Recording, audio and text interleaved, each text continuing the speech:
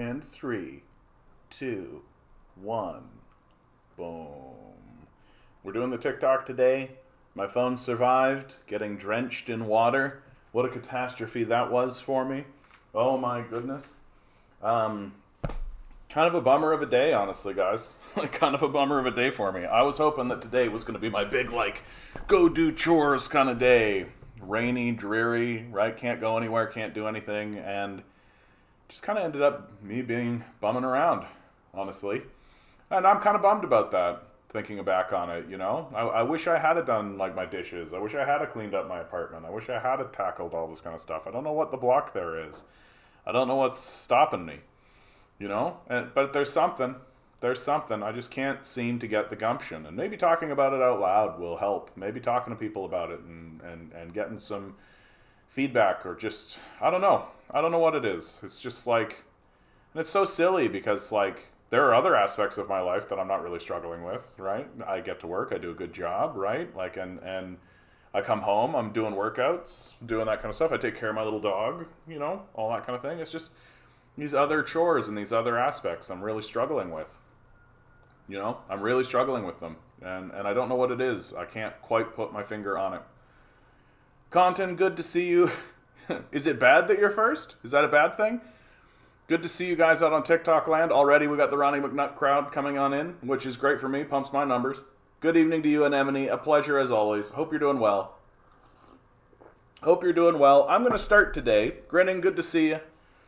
Yeah, getting started is the hardest part for me. If I can force myself to start chores, they're more likely to get done. You know, I've noticed that about myself too, that sometimes it really is just if I can just go and then just break through, you know? And just break through. And maybe I just need to, accept that that's the case and just, I don't know, I'm in a really rebellious mood, you know? I'm in a really, rebellious sort of a place. And I worry that I'm turning that rebellious mood on myself and making it so I'm not... You know, you've heard me say, we need to stop participating, we need to stop doing that kind of stuff. Well, that ethos can't turn back on yourself. I feel like if you start rebelling against yourself, then you're in real trouble. Although, I mean, that's fundamentally what depression is.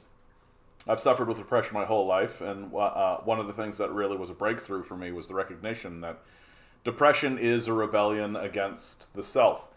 And Jim Carrey actually said something, Jim Carrey of all people said something that was, I think, pretty close to what I think. Not 100%, but pretty close, which was depression is yourself telling yourself that the mask that you are putting forward is taking too much energy, that it refuses to do it any longer. And so there's a breakdown of that mask. And good evening, Tinker. Good to see you. But, I mean, can that extend into doing your own dishes? Well, such is life. I want to start today's stream with a quote from Carl Sagan. Carl Sagan makes this prediction back in 1995. I have a foreboding of an America in my children's or grandchildren's time, when the United States is a service and information economy, when nearly all the key manufacturing industries have slipped away to other countries, when awesome technological powers are in the hands of a very few, and no one representing the public interest can even grasp the issues, when the people have lost the ability to set their own agendas or knowledgeably question those in authority, when, clutching our crystals and nervously consulting our horoscopes, our critical faculties in decline, unable to distinguish between what feels good and what's true, we slide, almost without noticing, back into superstition and darkness. The dumbing down of America is most evident in the slow decay of substantive content in the enormously influential media. The 30-second sound bites, now down to 10 seconds or less. Lowest common denominator programming. Credulous presentations on pseudoscience and superstition. But especially a kind of celebration of ignorance. I mean, if that doesn't describe what's happening today, I don't know what does. That's very predictive, right? That's essentially something he said about 30 years ago, right? 25 years ago. And it seems to be the case, if you ask me. Seems to be the total case. There's the thing that really pings me when I read this is this clutching our crystals. There seems to be this increase in astrology and the whole crystal sort of thing. And sorry, I took a glance over at TikTok, and communism has failed also. Yep, when it gets bombed, it certainly does fail. That's absolutely true. Actually, they read this and modeled everything off this passage. Look into Z, another bullseye. Yeah. We all read that and thought to ourselves, "That sounds great, Carl. We're gonna do that." What's that, Milo? What's that? I got a little Milo sitting right here. I don't know if you can see him on the YouTubes. Oh, you want your ball? Go get it. We'll go get it. Cute little guy. Cute little guy.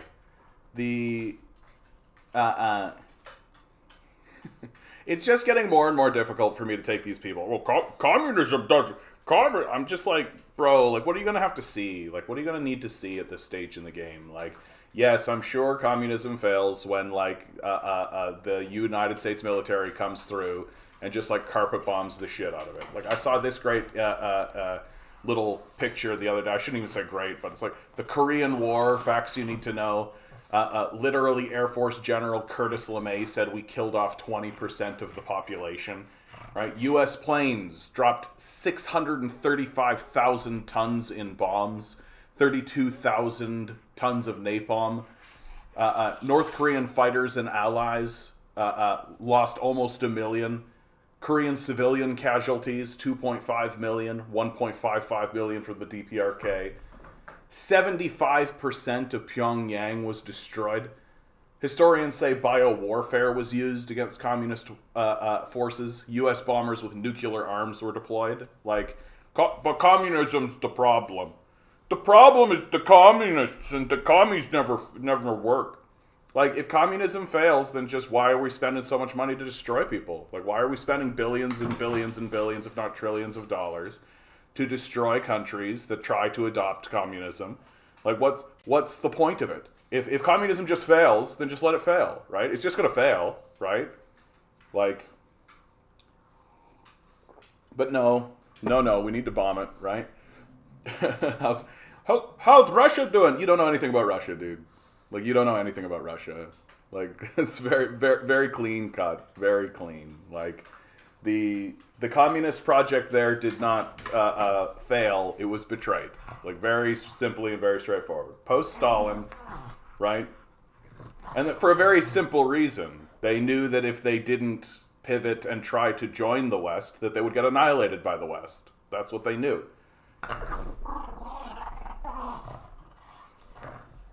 And if you really want, like, a more serious commentator, like, if you want to be more serious, you should take a look at what's happening in China, Vietnam, North Korea. You should actually take a look at these places today.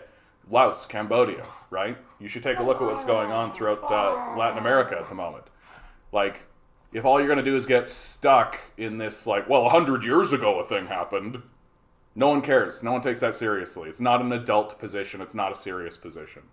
Like, there are things happening today that are real and serious. Command Genius, how you doing, bud? Good to see you. BlackRock's managing director was hired directly into Biden's Treasury Department. Yeah.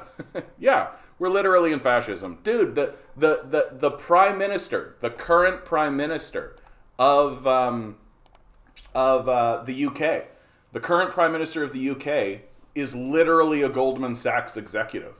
Like, this is what's going to start happening in America and in American politics, and Canadian politics for that matter, is that the leaders of our country are just going to become these executives. They're just going to be people who are like, literally, ow,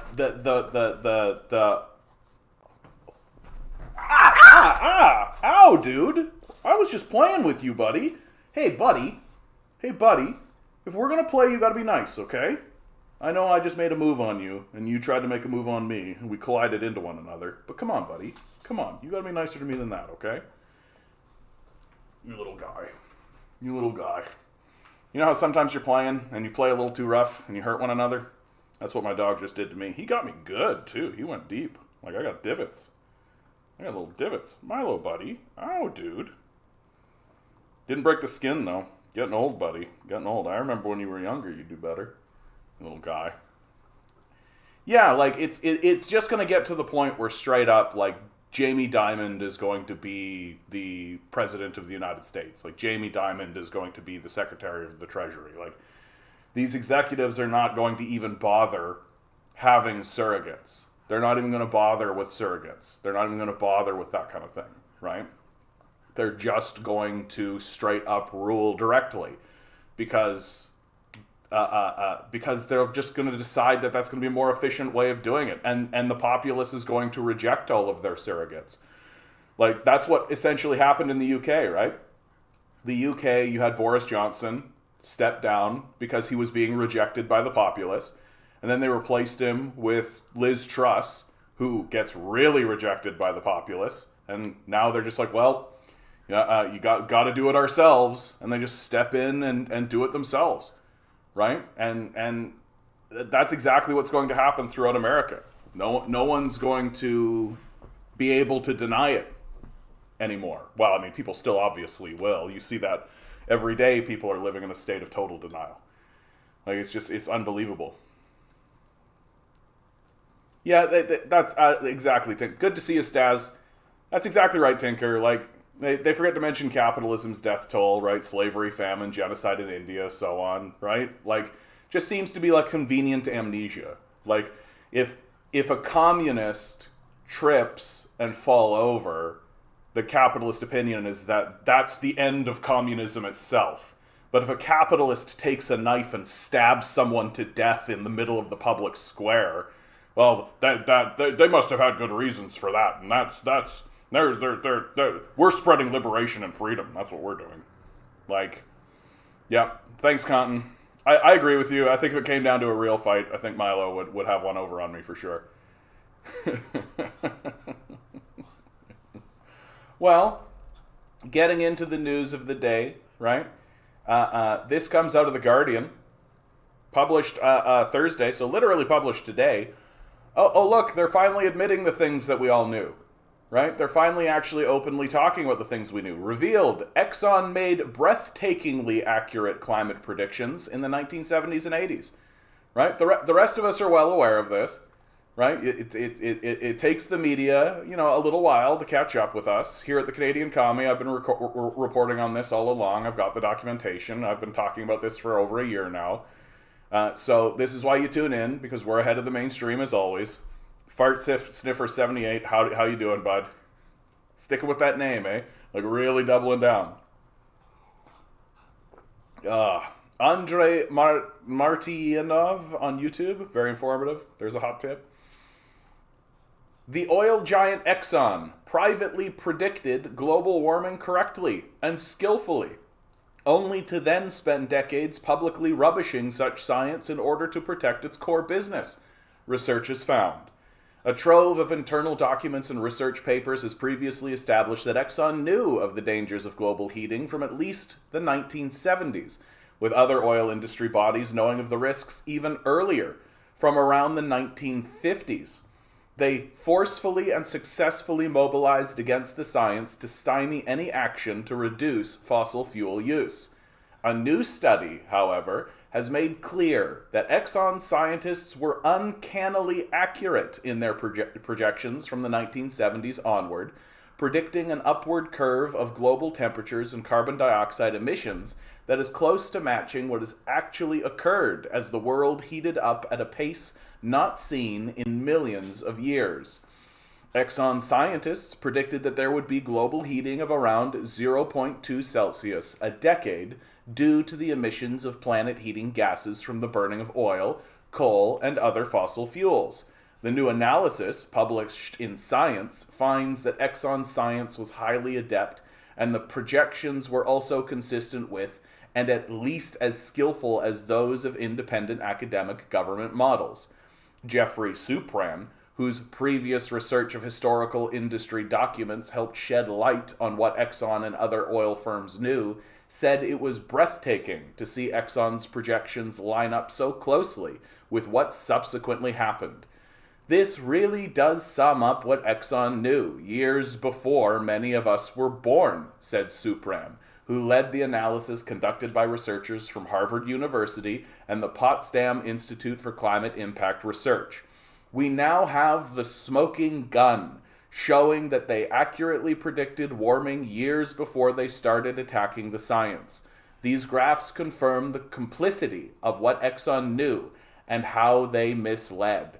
The research analyzed more than 100 internal documents and peer-reviewed scientific publications, either produced in-house by Exxon scientists and managers or co-authored by Exxon scientists in independent publications between 1977 and 2014. The analysis found that Exxon correctly rejected the idea the world was headed for an imminent ice age, which was a possibility mooted in the 1970s, instead predicting that the planet was facing a carbon dioxide-induced super interglacial. Company scientists also found that global heating was human-influenced and would be detected around the year 2000, and they predicted the carbon budget for holding the warming below 2 Celsius above pre-industrial times. Armed with this knowledge, Exxon embarked upon a lengthy campaign to downplay or discredit what its own scientists had confirmed. As recently as 2013, Rex Tillerson, then executive of the oil company, said that the climate models were not competent and that there are uncertainties over the impact of burning fossil fuels. What they did was essentially remain silent while doing this work, and only when it became strategically necessary to manage the existential threat to their business did they stand up and speak out against the science, said Supran. They could have endorsed their science rather than deny it. It would have been much harder case to deny it if the king of big oil was actually backing the science rather than attacking it. Climate scientists said the new study highlighted an important chapter in the struggle to address the climate crisis. It is very unfortunate that the company not only did not heed the implied risks from this information, but rather chose to endorse non-scientific ideas instead to delay action, likely in an effort to make more money, said Natalie Malwald, a climate scientist at Cornell University. Malwald said the delays in action aided by Exxon had profound implications because earlier investments in wind and solar could have averted current and future climate disasters. If we include impacts from air pollution and climate change, their actions likely impacted thousands to millions of people adversely, she added. Drew Shindell, a climate scientist at Duke University, said the new study was a detailed, robust analysis, and that Exxon's misleading public comments about the climate crisis were especially brazen, given their scientists' involvement in work with outside researchers in assessing global heating. Shindell said it was hard to conclude that Exxon scientists were any better at this than outside scientists. However, the new work provided further amplification of Exxon's misinformation, said Robert Brule, an environment policy expert at Brown University who has researched climate disinformation spread by the fossil fuel industry. I'm sure that the ongoing efforts to hold Exxon accountable will take note of this study, Brule said, a reference to the various lawsuits aimed at getting oil companies to pay for climate damages. Exxon was approached for comment. I think that these people should be in jail. Right? I think that the ExxonMobil people should be in jail, at the very least jail. That if all we do is fine them, then there is no justice. That these people should be arrested, they should be incarcerated, they should be put in cells and forgotten about. That what they have done, even if, I'm more or less of the opinion that if they had simply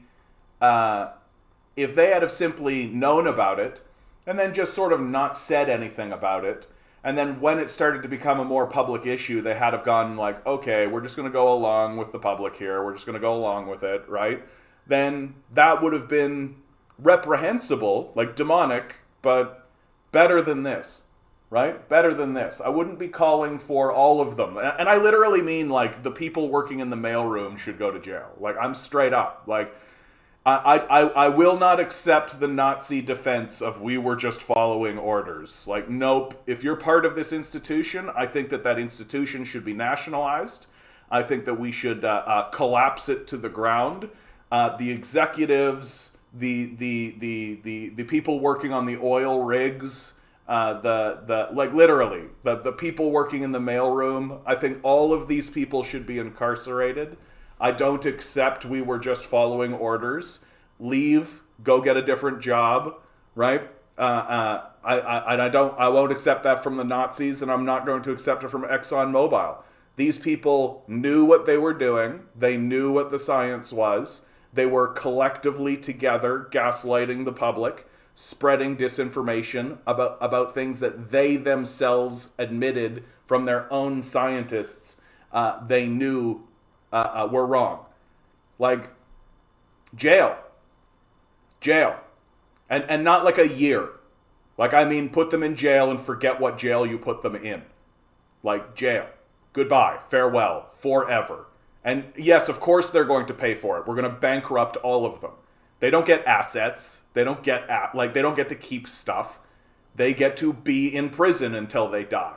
That's my position on this.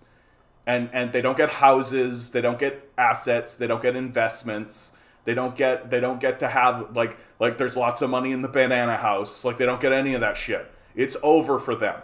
They get $0 forever, and no, they don't get to go anywhere or see anything or live a life anymore. They get to live in a cell, and if they get to see the sky, that's a privilege they earn for good behavior in the penitentiary that they live in. That's their fate as far as I'm concerned, and anything short of that is corruption. It's literally just a corrupt loser politician who, incidentally, a lot of these politicians should join them. A lot of these politicians should just be like, yeah, I took slush money from Exxon to lie to the public about the impacts of climate change. Absolutely. Yeah, those politicians should join them. Is any of that actually going to happen? No. Right? We're a demonic oligarchy controlled by pedophiles and rapists. Like, none of this is going to happen, but it definitely should. Like, it definitely should. Like, these people are psychopaths, and their goal should be our goal should be to extract them from the society, to be rid of them. And if we start doing things to extract these psychopaths from our society, and they start saying, well, if you do that, then I'll just leave, then we should be saying, good. Yeah, good. That's probably in your best interest to flee, because our goal is to take you and put you in holes and forget where you are. Like, just unbelievable, man. Like, unbelievable. Like, I can't imagine what it must be like to be like a Gen Z kid. Just now your brain is just starting to kind of formulate and get solid. You're actually getting to that phase where you can look around the world and sort of comprehend and all this kind of stuff. And this is what's happening around you. Like, literally the most powerful people who we've entrusted with literally our energy grid. Literally our energy grid. Under this premise that, yeah, privatization creates investment, and that creates competition is the best way to organize a society is through chaos. Like, and you're seeing them literally admit, yeah, this is a problem, but fuck you, we want money. Like, I can't possibly imagine what it must be like to be a kid. Just like you don't owe your society a goddamn thing. Like, you don't owe your society one fucking goddamn thing.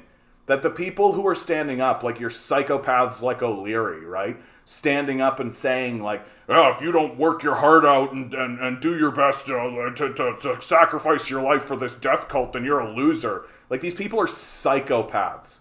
You don't owe anybody a goddamned thing. And if they tell you otherwise, it's because they want to take your life and grind it into their machine so that they can destroy the planet for their money.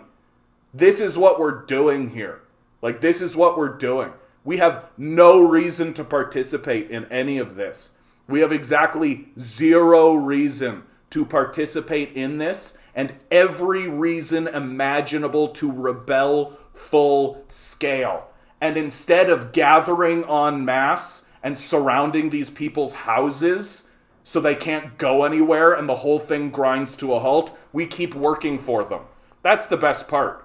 You wake up every single fucking day, exhausted, tired, bleary-eyed, to go to this pointless, bullshit Wendy's, Denny's job so that you can work for these psychopaths who are literally destroying the planet so they can go have sex with children on Jeffrey Epstein's pedophile island.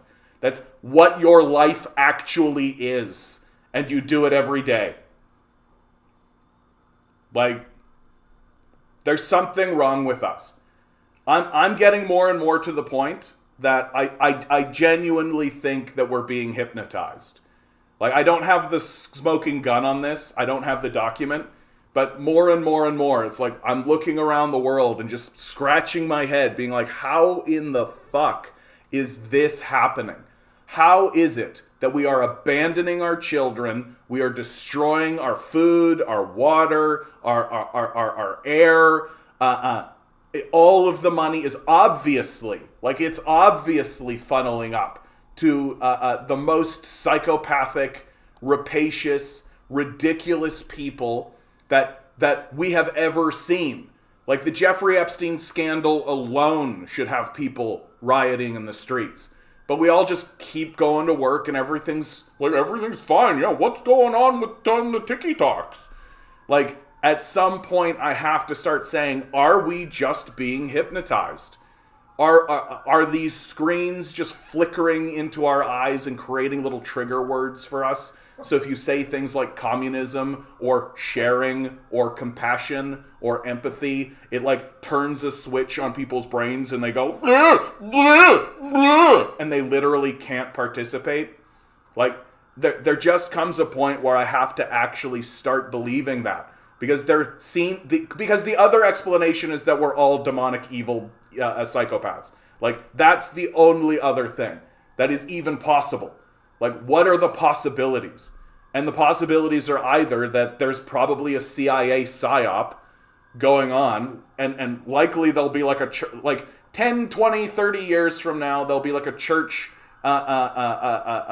commission on the CIA, and they'll do an audit of the CIA, and they'll go through, and we'll find out about like Operation Blinking Lights. And Operation Blinking Lights will literally be like the CIA implanted hypnotic flashing lights and images and sounds into most apps that people were dealing with. Like, you'll find out that Netflix had like an underlying layer, so you would watch some of their shit and it would just go, and that would just convince you that it's fine to murder your children. And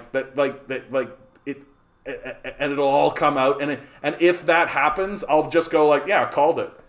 Because, like, what else can it be? Like, what else can it be? Like, why are you literally standing by and watching your children die in front of you? Like, I used this analogy the other day, and I think it's actually the truth.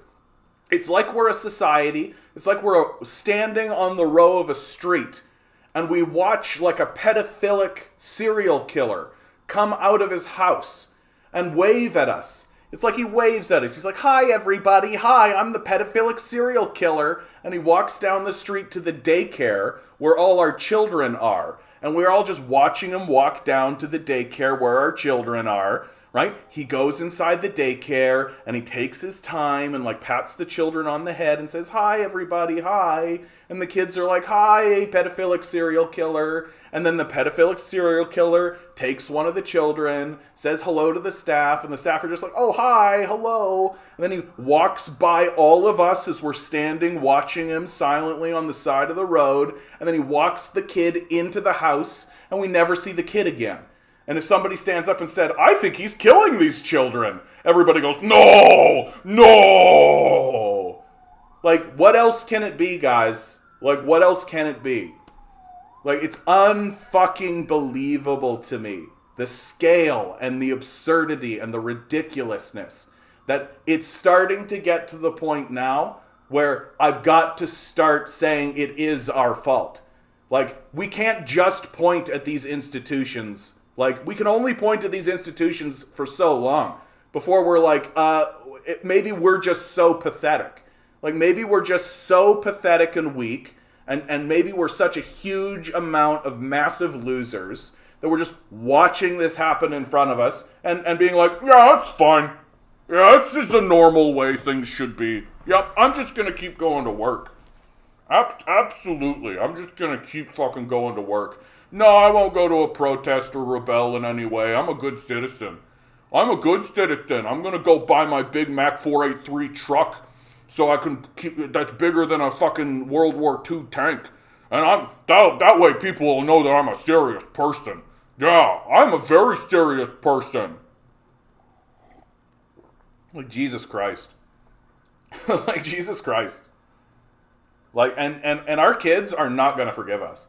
Like, you think that the shit that we're dumping on the boomers is bad, right? Like, I got a meme right here. Baby boomers did that thing where you leave a single square of toilet paper on the roll and pretend it's not your turn to change it, but with a whole society, right? You think that the way we shit on the boomers is bad? You fucking wait. Like, you fucking wait. Like, Gen Z and then the generation behind them, like, it's going to be them, whoever they are, right? The generation apocalypse, the apocalypse kids, right? The apocalypse kids are going to dismantle the millennials. Like, we treat the boomers like they're like these clueless, detached narcissists.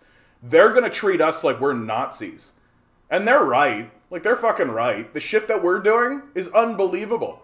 Like, the shit that we're doing and just standing around watching, like, it's crazy what we're up to. It's crazy what we're doing.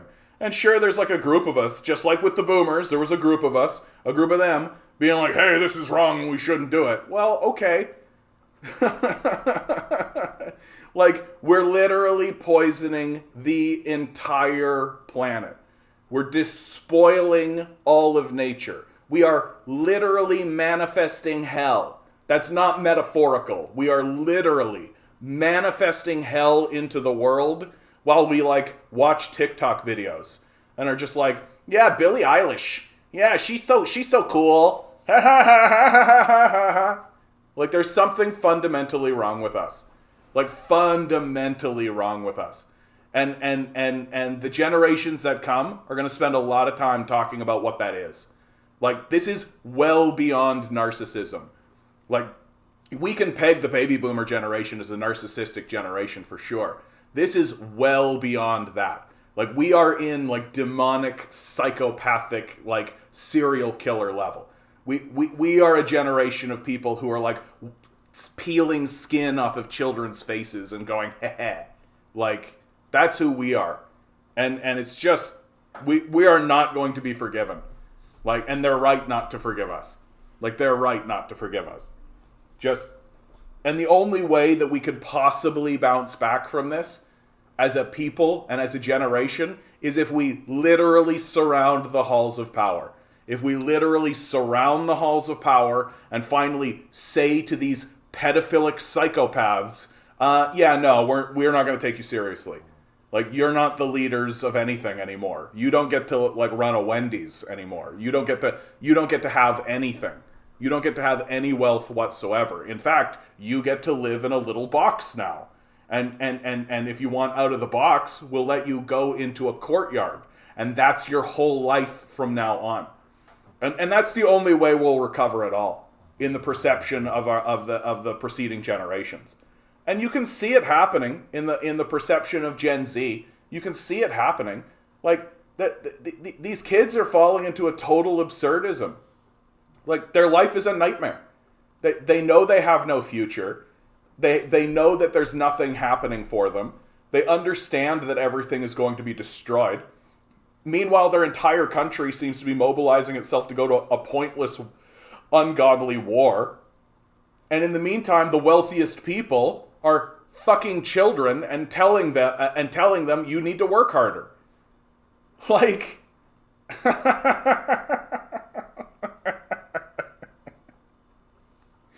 we are profoundly unserious. Like, profoundly unserious. And we think this whole thing's going to keep going. Like, that's the best part. Like, we think that, yeah, America's the greatest country in the world. And capitalism's the greatest system that ever happened. In fact, it's the end of history. That we can, it's the most natural system. We can't possibly do anything other than this. This is it. This is the end of everything. And this is pretty well articulated in Caitlin Johnstone's new one. Western journalists are cowardly, approval-seeking losers. Research conducted by New York University's Center for Social Media and Politics into Russian trolling behavior on Twitter in the lead-up to the 2016 U.S. presidential election has found no evidence of a meaningful relationship between exposure to the Russian foreign influence campaign and changes in attitudes, polarization, or voting behavior. Which is to say that all the years of hysterical shrieking about Russian trolls interfering in U.S. democracy and corrupting the fragile little minds of Americans, a narrative that has been used to drum up support for internet censorship and ever-increasing U.S. government involvement in the regulation of online speech, was false. And to be clear, this isn't actually news. It was established years ago that the St. Petersburg-based internet research agency could not possibly have had any meaningful impact on the 2016 election, because the scope of its operations was quite small. Its posts were mostly unrelated to the election, and many were posted after the election occurred, and its funding was dwarfed by orders of magnitude by domestic campaigns to influence the election outcome. What's different this time around, 6 years after Trump's inauguration, is that this time the mass media are reporting on these findings. From David Angelo, journalists do this thing where they hype party propaganda when needed, and then when the story is no longer relevant, they quietly publish the truth about how they were totally lying. This way they can say, we did report the facts. Truly bad people. The Washington Post has an article out with the brazenly misleading headline, Russian trolls on Twitter had little influence on 2016 voters. Anyone who reads the article itself will find its author, Tim Starks, acknowledges that Russian accounts had no measurable impact in changing minds or influencing voter... Oh my god. Sorry, I gotta do a little moderation. Brennan, I have a full-time job. You're a pathetic person. Grow up. Little influence could mean anything shy of tremendous influence, but the study did not find that Russian trolls had little influence over the election. It failed to find any measurable influences at all. Starks does some spin work of his own in a bid to salvage the reputation of the ever-crumbling Russiagate narrative, eagerly pointing out that the report does not explicitly say Russia definitely had zero influence on the election's outcome, that it doesn't examine Russian trolling behavior on Facebook, that it doesn't address Russian hack and leak operations, and that it doesn't suggest that foreign influence operations aren't a threat at all.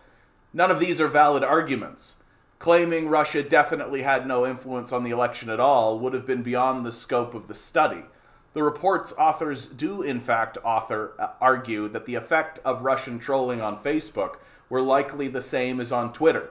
The still completely unproven Russian hack and leak operations were outside the scope of the study, as is the question of whether foreign influence operations can be a threat in general. What Starks does not do is make any attempt to address the fact that mainstream news and punditry was dominated for years by claims that Russian internet trolls won the election for Donald Trump. He does not, for example, make any mention of his own 2019 Political article telling readers that the Russian Twitter troll operation ahead of the 2016 election was larger and more coordinated and more effective than previously known. Yeah, basic politeness, guys. Basic politeness. If you can't be basically polite, then you're not an interesting person. Like, you invalidate your own intellectual capacity. I feel like now I've got a whole bunch of people coming in from Twitter here, so I'm just going to pause the article for 1 second. Like, if you are incapable of being basically polite, you completely invalidate your entire point, right? That if you disagree what I am saying, that is one thing, and we can have that conversation, But if you come in here with slurs and insults, you're essentially saying, I am an unserious person who should not be listened to. And I think that that's fundamentally true. Moreover, you undercut your own point, right? And just reaffirm to me that your belief system is invalid because you feel like you need to defend it through insults and the belittling of the people who are making the argument. Like, I'm not interested in what you have to say if you come in here and tell me that dude must definitely be on welfare. I have a full-time job. Thank you very much. No, I do not have a mental illness. Thanks very much. Especially if you're going to come in here with slurs, right? Like this is extremely basic human shit that reasonable people who are not Nazis or fascists understand, right? Like, you can say something without directly insulting people. Isn't that fun? Isn't that fun? Like, geez Louise, man. Like, we have completely degraded as a people. Okay, I got a lot of TikTokers in here, so I'm not going to continue with the article. Okay, guys, how you doing? Adam Rocker. You know what's funny is the U.S. military system is a massive socialist system, government healthcare, housing allowance paid by rank and skill. Yeah, exactly. Like, John Stewart got someone in like a checkmate position like that once, where John Stewart was saying, why don't we have government-funded healthcare, right? Like, why don't we have, why don't we actually have that kind of thing? And then started talking as an example about the United States military. Like, that's a government-funded healthcare system. And then the guy he was arguing at one point said, yeah, the healthcare from the military is some of the best in the world, but... And then Stewart stopped him and was like, okay, like, you just gave the game away, didn't you? Like, government-funded healthcare, right? But, like, we just like to ignore that, right? We just like to ignore that. No, it's got to be privatized. It's definitely... The best way to organize things is to have these worthless parasites increase the costs of everything, right? DJC115. Hi, I'm an anarcho-communist myself, but I find your generational talking points to be not only ageist, but unrealistic, because many generations have been claiming that the next generation will be the change they only achieve, small victories, surviving or whatnot. I understand your point, dude. Like, and I get it. Like, I probably shouldn't engage in it. You're probably right? But I'm really mad. Like, I'm really, really fucking mad. Like, I can't begin to explain to you the scope of my anger and my rage. And so if what I'm saying offends you on that regard, I simply do not care. Like, I simply don't care. Like, and your technical talking point and all of that kind of stuff, fantastic. How wonderful. Great. Don't listen to me. Like, that's great. You can go somewhere else. And it is as simple as that, right? I find talking on generational lines to be useful. And I find it an easy way to humble people. Like, I'm just not interested. And maybe we should think about our children. Maybe we should think about the next generation down. Like, maybe we should, right? How do you talk about that without having intergenerational conversations, right? Like, and the truth is that the society clearly does. So, and frankly, I'm just fucking mad. Like, I'm just fucking mad. Like, not everything I fucking say is a thesis dissertation, right? Not everything I say is a fucking, like, Harvard thesis dissertation. Sometimes I'm just fucking pissed off. And I've got lots of reasons to be pissed off, right? I'm super over it. So I take your point. Thank you for bringing it up. I simply do not care. Go listen to someone else. Juan Montejo. When does someone become a capitalist? Is the owner of a small family restaurant a capitalist, just like the millionaire CEO? That's a fair question, Juan, right? Like, there is a difference simply in scale of operation, right? Like if you own a small family restaurant, in the most technical sense, yes, you are a capitalist. You are engaging in the system of capital. But but there is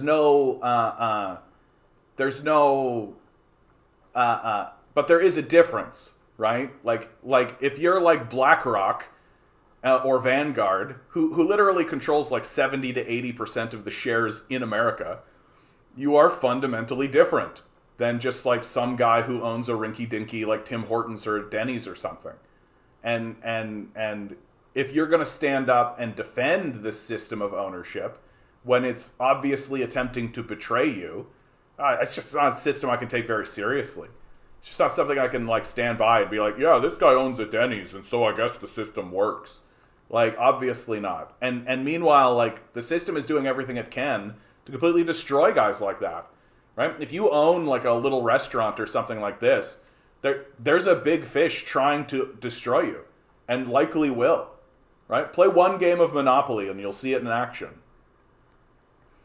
Original Maxi, America is backward state, but Russia is far worse. I don't see blah, blah, blah, why you are trying to defend them, both politically influence the other nations in order to spread their ideology. Communism can only ever work in a utopian society. However, human nature means it will never happen. I live in Europe where we have capitalism with strong welfare state, which is what I believe. The reason why you have the strong welfare state throughout Europe is because of communism, bro.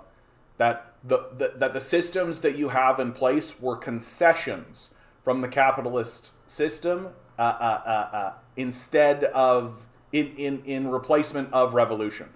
That legitimate revolutionary movements were taking place throughout Europe at that time, and the capitalists, instead of experiencing revolution and being overthrown, gave concessions.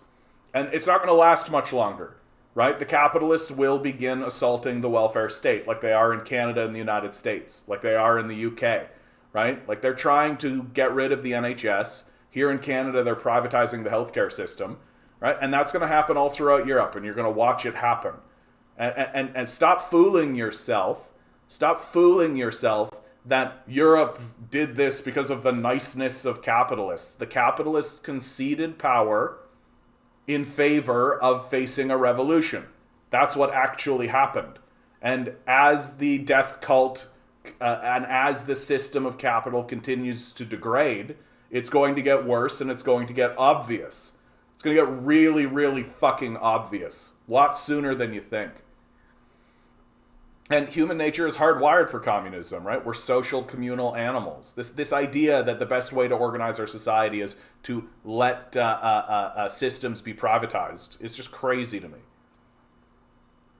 And this is a fair point, DJ. Like I don't want to shit on you, okay? Because I feel like you're coming in good faith and you're technically correct.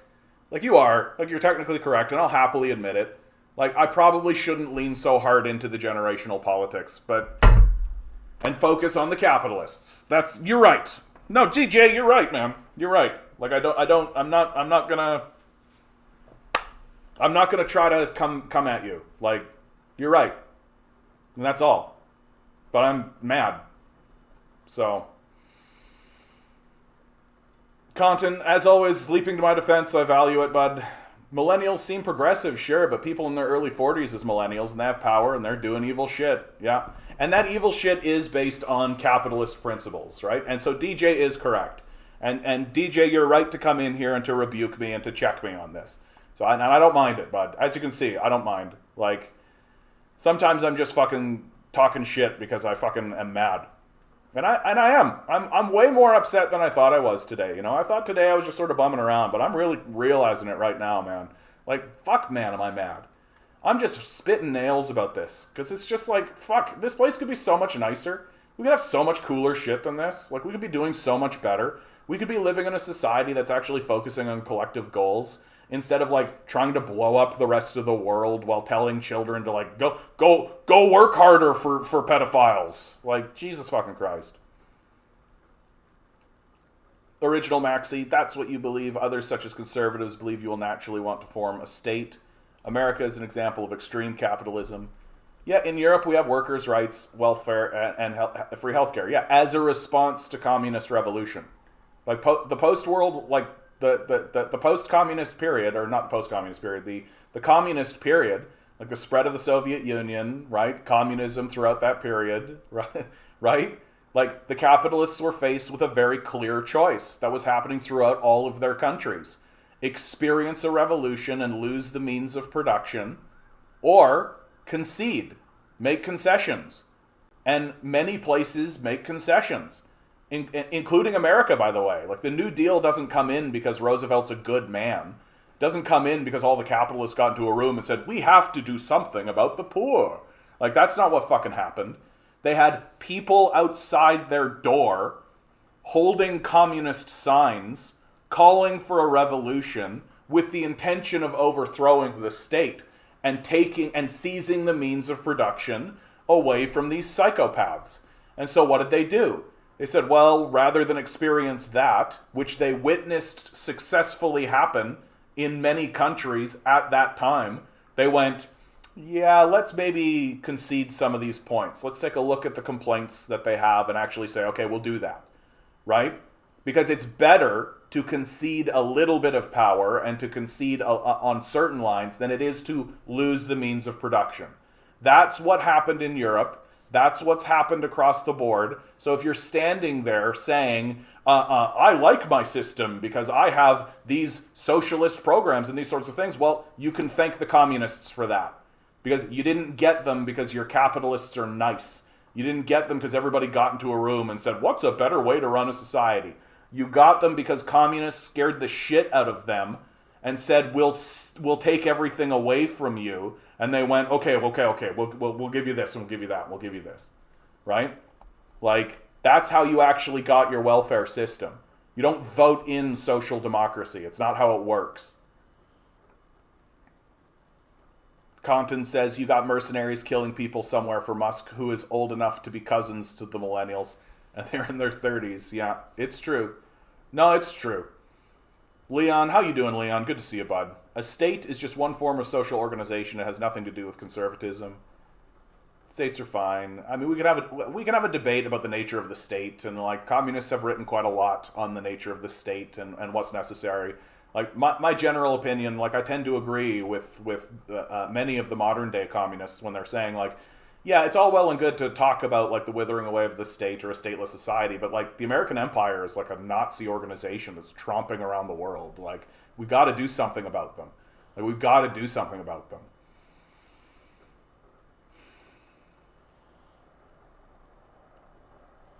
Europe did it not facing a revolution, but in rebuilding after World War II. What, so you just don't know anything about the communist movements throughout Europe? Like, straight up, dude. Like, you just don't know what you're talking about. If you believe Stalin was a hero, you're pathetic. I mean, he defeated the Nazis, right? Like, lifted a bunch of people out of poverty. The Soviets were the first people into space. Like, what are your thoughts on communism never been truly tested within the world? I don't know what you're talking about when you say that. Like, when people come in here and they say communism has never been tried or communism's never, I'm like, I have literally no idea what you're talking about. Like, what the Soviets did in their society was incredible. If it was happening in your country right now, you would be screaming about how awesome it is. You would literally be flying your flag every single day and be talking about how truly amazing your country is if the things that happened in Soviet Russia were happening in your country. They literally took a country ruled by kings and monarchs, czars, where everyone was just an agrarian serf, and turned it into an industrial superpower so capable and powerful that it literally defeated the most terrifying military the world had ever seen at that point, which was the Nazis, and also was the first people into space. So when you say, it's never really been done, I literally don't know what you're talking about. Like, it just sounds incoherent. It sounds like nonsense. And then if you take a pivot and just forget about the Russians, right? Take a look at modern China. The idea that modern China is not building a society on Marxist principles, on communist ideas, is babyish. It is a baby-brained position to say that that is not happening. And they are having resounding effect. The cold stopped the Germans. Dude, you're dumb. It's over for you. No, it's over for you, bud. Like, you're dumb. The cold stopped the Germans. The cold is what stopped the Germans. Newsflash, everyone. The 26 million Russians that died on the Eastern Front, nothing to do with it. Dude, no, you gotta stop. You gotta stop, dude. You gotta stop. Like this, you're just making yourself sound stupider and stupider. Like this is dumb what you're doing. Like embarrassing. You're embarrassing yourself. Like you're lucky that you get to say these things anonymously. Because if we knew who you were, everyone in the world would just be like, oh my god. Like that's cripplingly embarrassing. Even major capitalists would look at you and be like, okay, like, come on, bro. The cold stopped the Germans. That's what did it. Stalin forced people to work. Otherwise, they would be shot or arrested. Yeah, they would have been shot by the Nazis. Like, do you not understand what happened in World War II? Do you not know what the Eastern Front was? Do you have no idea what occurred? Like, it seems like the answer to that is a pretty straightforward yes. Like, the Russians lost 26 million people in that war, dude. Like, 26 million people died on the front fighting the Nazis. It wasn't the fucking cold. Even the Nazis themselves admit this. Like, yikes, dude. Yikes. Big L. Big L. Like, huge, embarrassing L. Stop participating. For real. Time to start listening. Jeez Louise. Like, Stalin forced people to work, otherwise they would be shot or arrested. That is the thing that seriously actually happened. Yeah, the Nazis were not a significant threat. They got stopped by the cold. Get the fuck out of here. Get the fuck out of here, you embarrassing loser. Get the fuck out of here, you embarrassing loser. The cold is what did it. Yeah, certainly not the collective energy of the Russian people coming together to fight the largest existential threat that the world had ever seen. It was weather. That's what did it. It was weather. Too stupid. Get out. Too stupid. Like, dude. Stupid. Like, that's the stupidest shit I've ever heard in my life. That, like, yeah, the largest industrial superpower on the planet producing tanks stopped by the weather. Like, shut up. Shut your mouth. That is stupid. Like, dirt dumb stupid. So stupid that I happily can ignore literally everything else you have to say. Like, Jesus Christ. Do you walk around talking to people like you know things? Stop. Stop. You are an illiterate, moronic boob. Shut your fucking mouth. Jesus fucking Christ. What an insult. What a massive insult to the sacrifices made by the Russian people in the war. What a huge, bigoted, xenophobic, racist bullshit thing to say. That the people going to the front, sacrificing their lives for their country, fighting against an enormous existential threat that was coming to purge them and destroy and dismantle them, the orcs of Russia as they called them. But yeah, the thing that really actually made it happen wasn't anything of that. It was snow. Like, fuck you. You fucking little boy. Jesus fucking Christ. Just embarrassing. Just fucking embarrassing. Oh. Yeah, the snow, guys. Oh shit, it snowed. That's it. That's stopping it. Certainly not the 26 million people who died on the front line. Right? Certainly not the major sacrifices. Certainly not the restructuring of the economy. Certainly not the building of major tanks. Certainly not the hard effort done by the entire society. Certainly not the sacrifices of a generation. Dude, if you said something like that about World War II veterans, like, go walk into any bar. Go walk into anywhere and say something like that about World War II veterans. What do you think's going to happen? Like, what do you think's going to happen to you? If you walked into like a Legion Lodge and said that, yeah, the thing that actually won the war for the Americans was snow. Like, you got to start learning stuff, dude. Like, you got to stop talking if you're saying that kind of dumb fuck shit. Like, that's real low level. Like, that's real, real, real low level. Just shit. Oh, okay, okay, okay. I gotta shake it off. I gotta shake it off. Jesus. Jesus. Yep, freest liberal CIA propaganda consumer. Yeah, exactly. I mean, dude, just when I think that we're at the lowest possible level, just when I think we're at the bottom and that we can't get stupider, right? Somebody comes in and proves me wrong. Like, I actually think that's the stupidest thing that's ever been said on my chat. Like, that the thing that stopped the Nazis was the snow. Wow. Yeah, okay. Certainly wasn't, like, military effort. Certainly had nothing to do with the sacrifices of the Soviet people themselves. Certainly had nothing to do with the industrial capacity of the communist nation. Certainly had nothing to do with the restructuring of the society into a wartime economy. Certainly had nothing to do with any of that. No, snow. That's what did it. Like, holy shit. Americans deserve everything that's about to happen to them. Like, and Europeans too.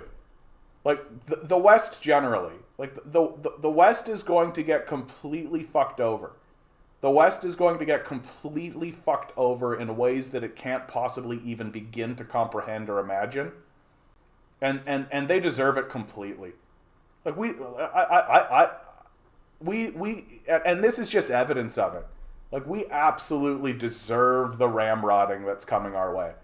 That when the dollar collapses, when we can't get basic goods, when the United States begins to balkanize, when war sets in across Europe, right? When civil wars begin across America, my position is very simple. We worked really hard for it. We deserve it. We got exactly what we paid for. We got exactly what we're working for. Because this kind of just absolutely thick nonsense is precisely what's leading us down the garden path to that kind of catastrophe. Whew. Ugh.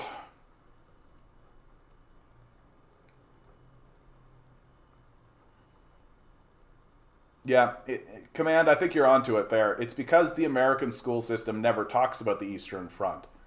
Yeah, I mean, the American school system doesn't really talk about anything important anyway, right? Like, you don't learn anything from the American school system except how to sit at a desk and take orders, right? Like, that's the whole point of the American school system. Just learn how to do the most banal, dumb bullshit so that you'll go get a job and just take orders from someone doing dumb, banal bullshit. Like, that's the whole point of the American system. And they don't want people to know stuff. They don't want people to understand what actually happened in the world. Like, and like basic shit. Like, that's what this CRT thing is all about, right? We don't want to teach people even our own history. And the omission of our own history from our education system, it's catastrophic. It's socially catastrophic.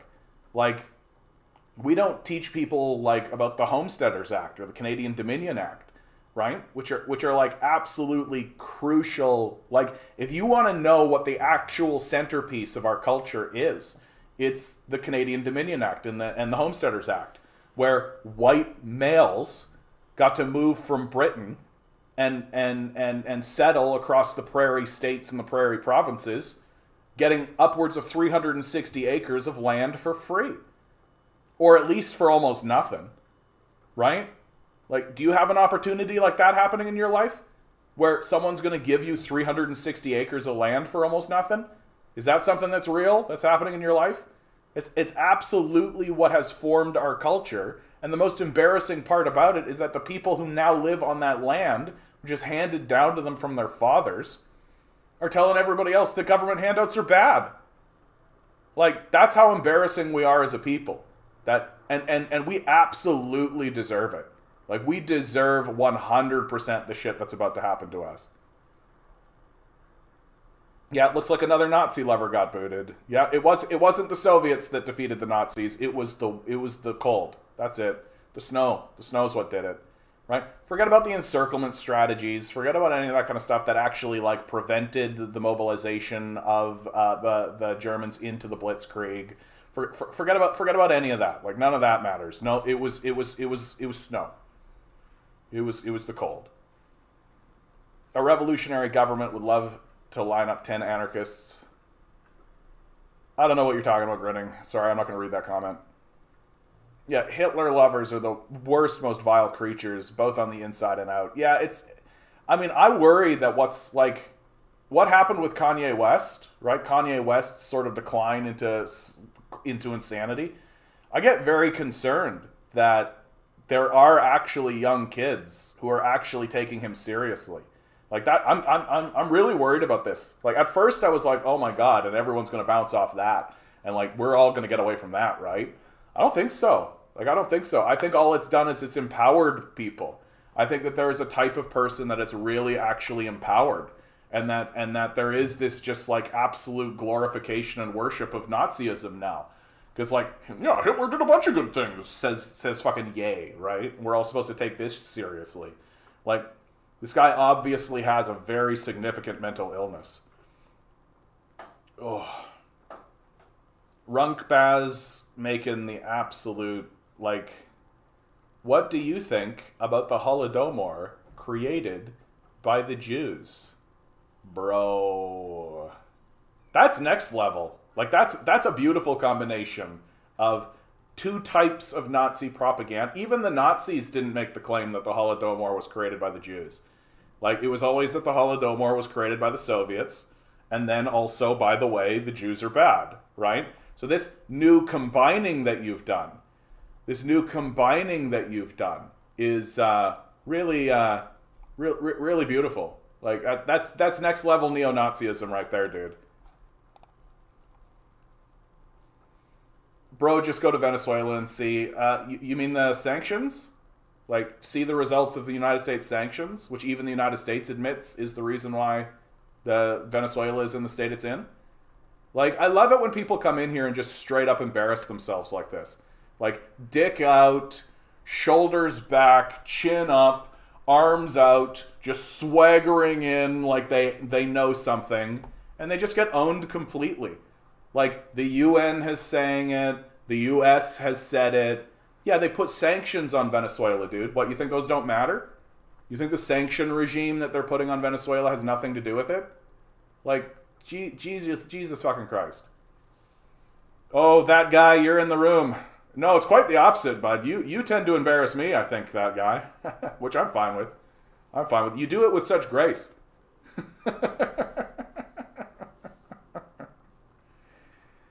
No, and what's so funny about Miguel is that he's saying this in like the wake of the empire completely embarrassing itself, right? That the United States and Canada have now stepped down from their position that Juan Guaido is the leader of the country, right? So like it's a complete and total L for the empire. That they're all like, interim president Juan Guaido, he's the actual president of Venezuela, and now, because the seas have changed and they need access to Venezuelan oil again, they've all stepped down from it and been like, okay, Maduro's the actual leader. And then Miguel comes in here pretending like the CIA has nothing to do with what's happening, the sanction regime has nothing to do with happening. Like, if all you do is ignore the actions of your own government and of the empire, then you can make whatever claim you like. And that's all you're doing. You're just basically saying, yeah, we didn't do anything. No, this is a thing that they did by themselves for sure. Like, you're literally like a guy walking over to someone, pushing them over and standing on their back, and then saying, yeah, this guy can't seem to get up. What a lazy person this guy is, you know? We should all think that the things that he has done in his life are what's the problem, literally as you're standing on his back. That's who you are, Miguel. Like, just fuck off. Just, like, it's the dick swaggering that gets me. It's the people who come in here with just like their cock out, just basically being like, I'm a super intelligent person that doesn't know anything. I'm completely literate. I know everything except nothing at all. Like, ugh.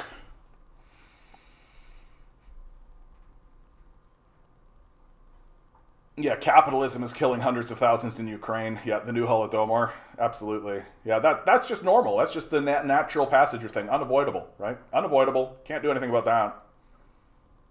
Yeah. Daddy USA has discarded your Mr. Wangando. Oh, yeah, exactly. Dude, been a long time. Been a long time since I've got a look at Venezuela comment. Like, most of the rest of the fascists have moved on from that talking point because it's so easy to dismantle. And it's so, like, embarrassing that there's anybody being like, look at Venezuela. Like, oh, okay. Yeah, let's look at Venezuela. Oh, shit. CIA coups. Huge sanction regime. Massive imperialism. The Venezuelans are actually militarizing against the imperialism that exists there. Holy shit! The imperial core is doing everything it can to destroy and dismantle the country. Boy howdy, and it looks like their socialist regime is withstanding these overt and obvious assaults. Is this why you told me to look at Venezuela? Oh my god! Oh my god, the empire is evil! We need to do everything to stop the empire! This must be why you told me to look at Venezuela, right? Moron.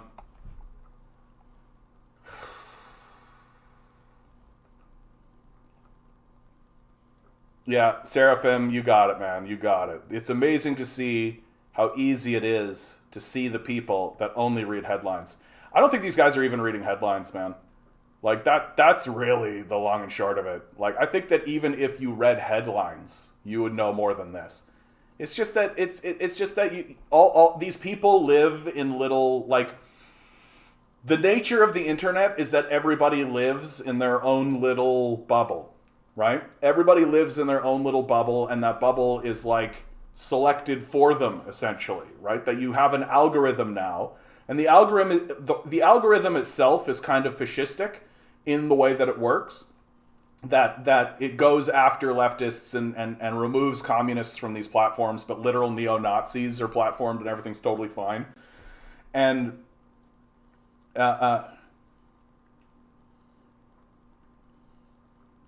Joshua Youngblood, dude, please do not play this technicality argument with me, dude. Not right now. Like, you want to make the claim that the Germans weren't prepared for the Russian winters? Like, that's a different thing to say.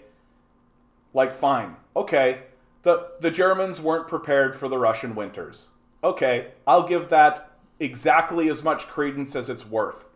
Right? So, let's go crazy and say that it mattered 5%. Right? Not the thing that swung the war. Like, you've got major industrial powers, billions and billions of dollars of resources, millions and millions of people, huge military efforts, restructuring of entire economies, huge industrial forces, but it's the weather. Okay. Like, basic Sun Tzu shit. All you're essentially saying is that the defender has advantage. That's all you're saying. Is that the defender understands the land more than the offender, than the attacker, right? That's basic Sun Tzu shit. So,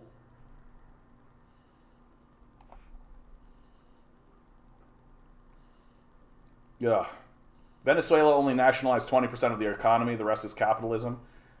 Yeah, how did they become the model for socialism that proves it fails? Yeah, there's that too, grinning. Like, I think it really is that the empire is trying to do everything it can to smother the baby in the cradle, right? That the Latin American states are so oppressed and so ground down that any socialist action whatsoever is like a breath of fresh air. It's just like it's immediately successful because it's coming out in this like absolute mire of capitalist hellscape, right?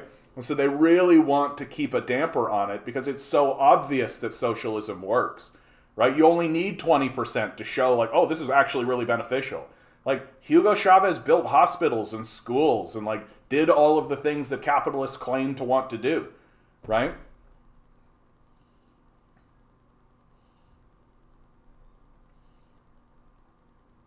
German tanks were overly complicated and not the most suitable for field repair. I mean, the Soviet tanks were basically just like a brick of steel, right? I love it. The Tiger tanks were like, and I think it is true that the Tiger tanks were more designed for European landscape, right? And they were designed for the Blitzkrieg. That one of the things that most of their mobilized forces were horses. Yeah, there's this too. That one of the things that people don't like to talk about, or that doesn't get addressed, is that the Blitzkrieg, at the time, the Blitzkrieg was like this absolutely terrifying thing that the Germans would mobilize and just like go forward with immense speed. And at the time, the speed with which they could move was completely misunderstood. People didn't actually see it coming, right? Like we make fun of the French. The French surrendered, right? Well, what happened is that the French received telegrams and like information that, okay, the Germans are coming. Okay, well, the Germans are coming. Okay. Well, let's get a good night's sleep and then we'll all prepare for when the Germans arrive, right? And then the Germans arrived because that's the speed with which the Blitzkrieg was capable of moving, and nobody understood that. They would receive like a telegram and be like, okay, the Germans are coming, so that means that they're riding a bunch of horses. It's about, a 2-3 day gallop if they like really push to get here. So, okay, so we'll prepare our defenses so everybody get a good night's sleep. They didn't understand that when they received the message, the Germans are coming, that meant that they would be here in 2 hours. And so by the time the French understood that the Germans were here, the Germans were in their cities. Like literally in the city. That the Germans with the Blitzkrieg were moving faster than the capacity of people to actually send messages. Like they didn't have fucking Twitter. Like they didn't have that shit. They're like sending birds and shit. They're like picking up phones. The Germans are coming, right? Like the speed with which the Blitzkrieg moved. And so the Soviets saw all of that, right? They didn't just like, well, I guess we gotta do something about the Germans. Like, and they understood that the power of the Blitzkrieg is what needed to be defanged. That the mobilizing force that the Germans had put together with the Blitzkrieg, and the solution that they came up with was encirclement. The encirclement strategy, which of course Westerners critiqued by saying like, oh, it's very costly in terms of, well, you know what's really costly? Having Germans roll into your cities and burn them down. That's really costly. So the encirclement strategy slowed the Blitzkrieg down and made it so that they could never form it up and actually get it going, and turned it into a real slog of a fight, right? Ground the fight down so that the fucking winter could even show up. Like, I love this idea that the Germans were just like the idea the Germans had was, we're going to Blitzkrieg in. We're going to Blitzkrieg in and we're going to get in that city. Well, the Russians were like, no, you're not. That shit's not happening. We're going to grind this right down. Like, people talk about the Eastern Front as if it happened in a day. Like, no, it fucking didn't. It took a long time. It was like a slog, and the Russians made it so.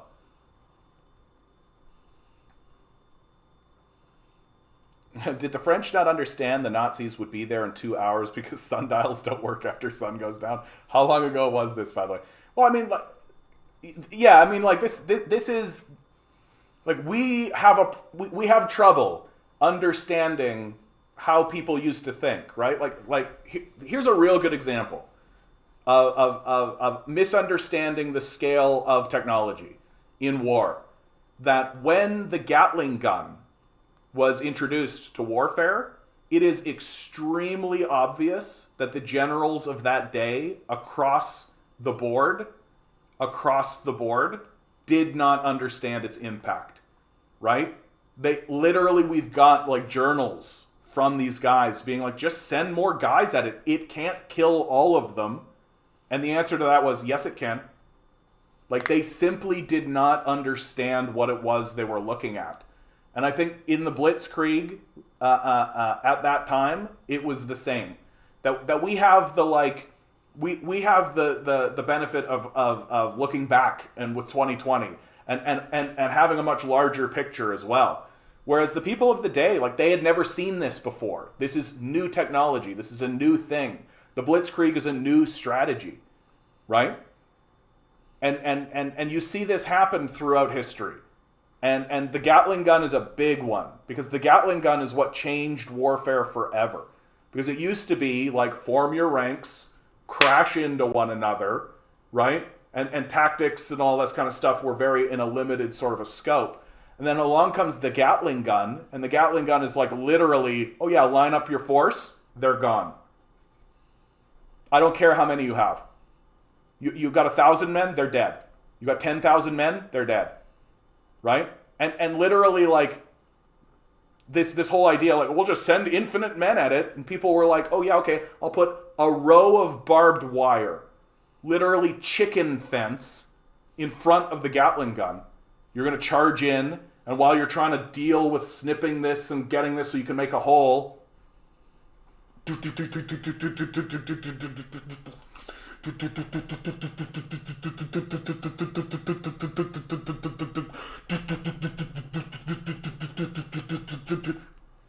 like, people did not understand it.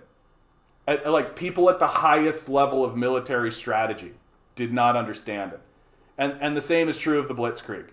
They just didn't understand it. What's my estimated net worth? What a weird question. Like, I love it. Like, Zach Gowen coming in and just proving to everyone how scummy capitalists are. Like, I guess that's my only value, eh? My only value as a person is how much money I have, right? Like, that's it, right? Like, you want a dollar value so that you can commodify me, dehumanize me. The only value that I have is money, right? Right? That's it to you. Like, I'm not a person, right? I'm not a human being. I don't have feelings or thoughts, right? I'm just money as far as you're concerned. Yeah, but I'm a communist, bud. I'm trying to change that. Because I think it's bad for people to commodify one another. I think it's really, really bad for us to commodify one another. Op Slopper?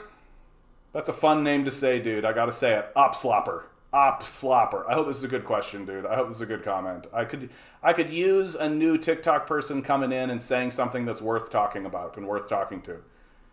Hey, I'm the top donation on TikTok. We have a question. When do you plan on changing your shirt?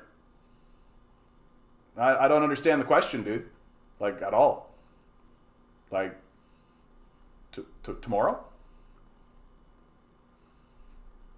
Like, weird question, bro.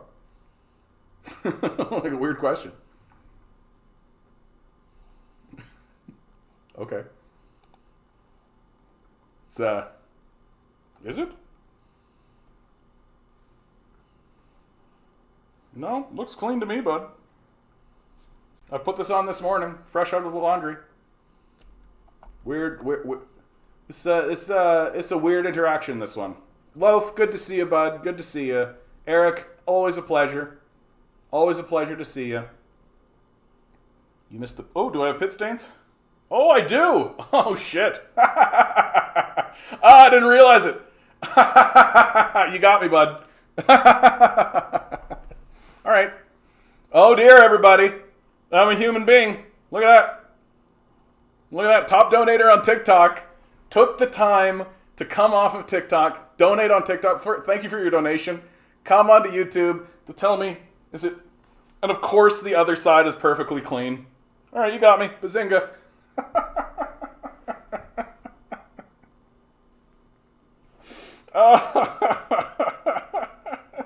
I'm scared of human bodies. Human bodies sweat, and they do things, and that makes me uncomfortable, and so I need to point it out. Good luck with the anti-Semitic genocides? What are you talking about, bud? Like, oy vey. Just embarrassing, man. That's the Nazis you're thinking about, dude.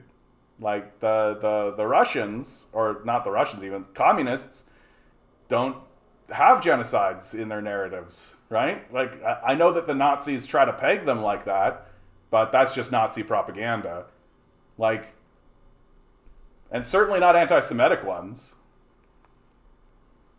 Like, whew.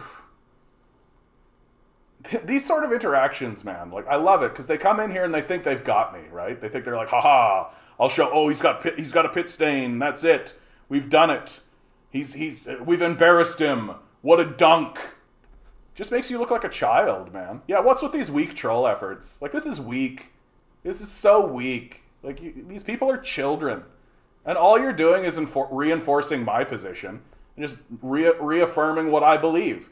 Because the only thing that you can do is come on here and yeah, exactly. Yeah, exactly. Looking to see which is it, right? Which is it?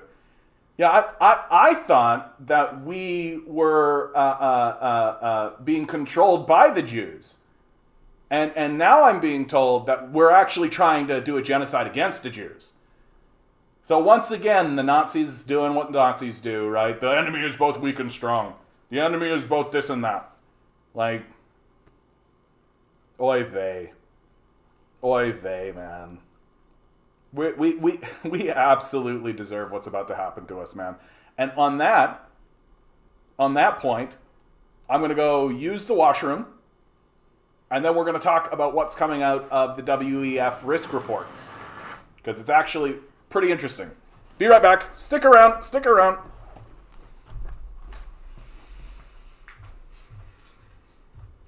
Well, you can tell by the way I use my walk, I'm a ladies' man. No time to talk.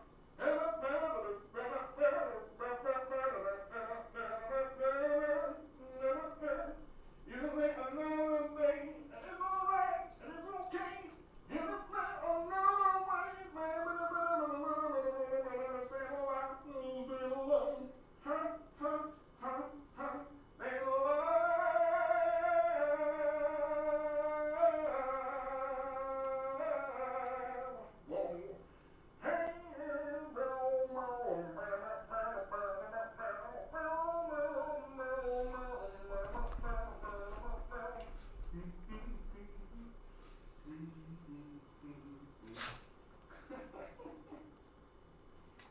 Oh man, yeah.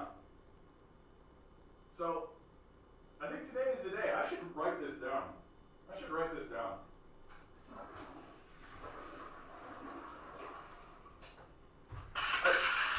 I definitely should write this down. I think today is the day when the stupidest comment was ever made on this channel, right? And now I've got two, I think, of the stupidest comment ever. And I don't mind like the pit stain thing. That's just like a regular like schoolyard troll, right? But like good luck with your anti-Semite genocide. Like it's like the opposite. It's so dumb. Like he doesn't even know what the actual propaganda surrounding communism has always been. He's literally just saying words. Like it's so babyish. Yeah, like the stream, you lazy leftists. Thanks, Grinning. I appreciate it. Yeah, good opportunity to say like, share, subscribe. If you've got a little money jangling around your pocket, maybe think of throwing it my way. Even $1 helps, right? Even $1 helps, guys. I appreciate it. Yeah, I should put on a dirtier shirt for spite. No, I don't want to wear dirty shirts. When this stream is over, this one's going right in the wash. Oh my goodness. I don't even know where that came from. It's quite cold in here. Oh well, such is life. Maybe it's because I'm just working. I'm a working man, working hard. Trying my best to help the people of the world figure out that the way forward is through the glory of communism. And we all need to come together as a people to realize that we're being ruled by a bunch of psychopathic pedophiles, and we need to move forward on principles of a worker-owned cooperative system. Here at the Canadian Commie, we believe in egalitarianism, and if you're against that, then you're a fucking Nazi. Sometimes I feel like I did miss my calling as like a WWE hype man. I don't think I would ever be like the actual wrestlers themselves, but there are hype people, right? There's hype, like you think about like the one that's jumping in my mind is Paul Bearer, right? Just like a guy who is with another guy who acts as his mouthpiece, you know? I think that's hilarious. John and Milo OnlyFans? Grinning. What's going on over there, bud? You okay? You okay? You having a good one? You having a nice time? Things getting a little weird over there. Yep, dumpster diving leftists don't don their dirtiest shirts. Here we go. Is talking about COVID a safe topic on a non-Tuesday? Actually, I have an article. Let them eat plague. For infectious disease experts. You know what? I actually don't feel comfortable with this one, and I am running a TikTok. If you've got like a good source, like a good a mainstream source, then I will, right? How did you get pits stains from sitting? I don't know, Big Cat Teensy. Like that's fair, man. Like that's fair, dude. Like I have no fucking idea. I think it's because I'm like mad and stressed today. You know? I think I'm sitting here and I'm sitting, but I'm just like, ugh, this is how I feel right now. I feel like I'm like, ugh, that's how I feel. And so, yeah, it's warm indoors, but I got a cool window open here, and I got the cool breeze going on. So maybe my feet are really cold, but up here is actually really warm. Maybe I've got the COVID. Maybe that's what's happening. I've got it. I've got the vid. Oh my god. Ugh. Just like... So, dude, I have no idea, man. The body is as the body is. You know what? Maybe like the rest of my body is cool, and it's just this. This is it. Like, this is the hand that I use. So this right here is like really, really working. Really, really working. Probably sweating from saving the world, right? Thanks. Yeah, I think Big Cat Teensy. I love it, dude. This is the kind of gentle ribbing. I don't mind this at all. Big Cat Teensy, this is your first interaction with me. This is your first commentary, and you're coming in, kind of poking at me about this. That's cute, dude. That's cute. I hope you're here to be beautiful, bud. I hope you're here to be beautiful. I just love the idea, dude. How has this become a thing? How has this become a thing? That like, oh no, someone has a normal human biological function. We should ridicule them. Look at them. Shame them. Shame them for their biological appearance and their functioning. Like, if I was going to go talk to the Pope, I'd probably change my shirt. But it's just you fucking guys. Like, you're fucking not that important. Oh, good evening, Serge. How you doing, bud? Sheaved. Capitalism. Sells more deodorant. True say, dude. True say. Deodorant is important, though. Deodorant is important. Like, I feel like every man at some point in their life has had someone just kind of hand them gently a stick of deodorant and just be like, friend, just for yourself. I think that's a thing that happens to everyone. Oh, Joshua coming in hot. If you like communism so much, go live in a communist country. I could tell you're American because you take for granted your freedoms. First of all, dude, it's in the name. Like, it's in the name, bro. Come on, Joshua. Come on, Joshua. The name of the channel is the Canadian Commie. I've got a maple leaf, dude. It's a maple leaf with the hammer and sickle right there. It's a fucking maple leaf. Look at the shirt. We've been talking about the shirt all this time. What do you think this is, bro? Bro, Joshua, man. Like, what the hell is happening here, dude? Yeah, MVPing is expensive, though. It's true, Sheeved. It's true, dude. It's true.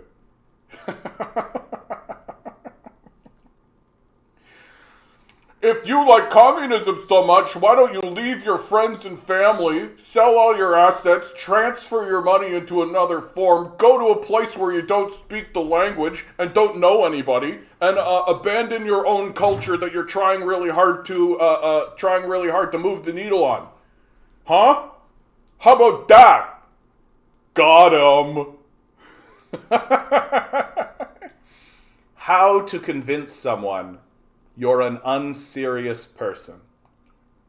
Like, straight out, if you are sitting here listening to me right now, and I'm going to say this, I'm going to try to be nice about it. If you ever tell anyone, if you like blah so much, why don't you go live there? Or something along those lines, like the whole love it or leave it thing, you are saying to that person, I am an unserious person whose opinion you can ignore.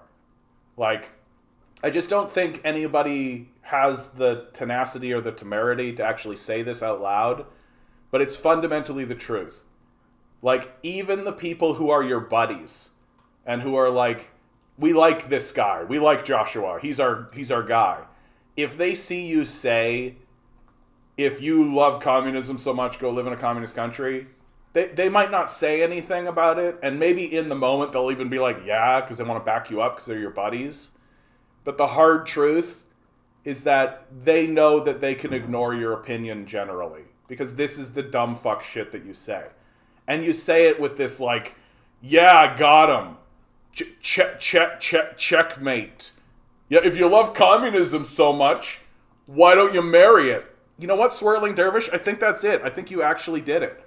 That's the energy of it, right? It isn't like an intellectual point that is serious. It isn't like something to contemplate.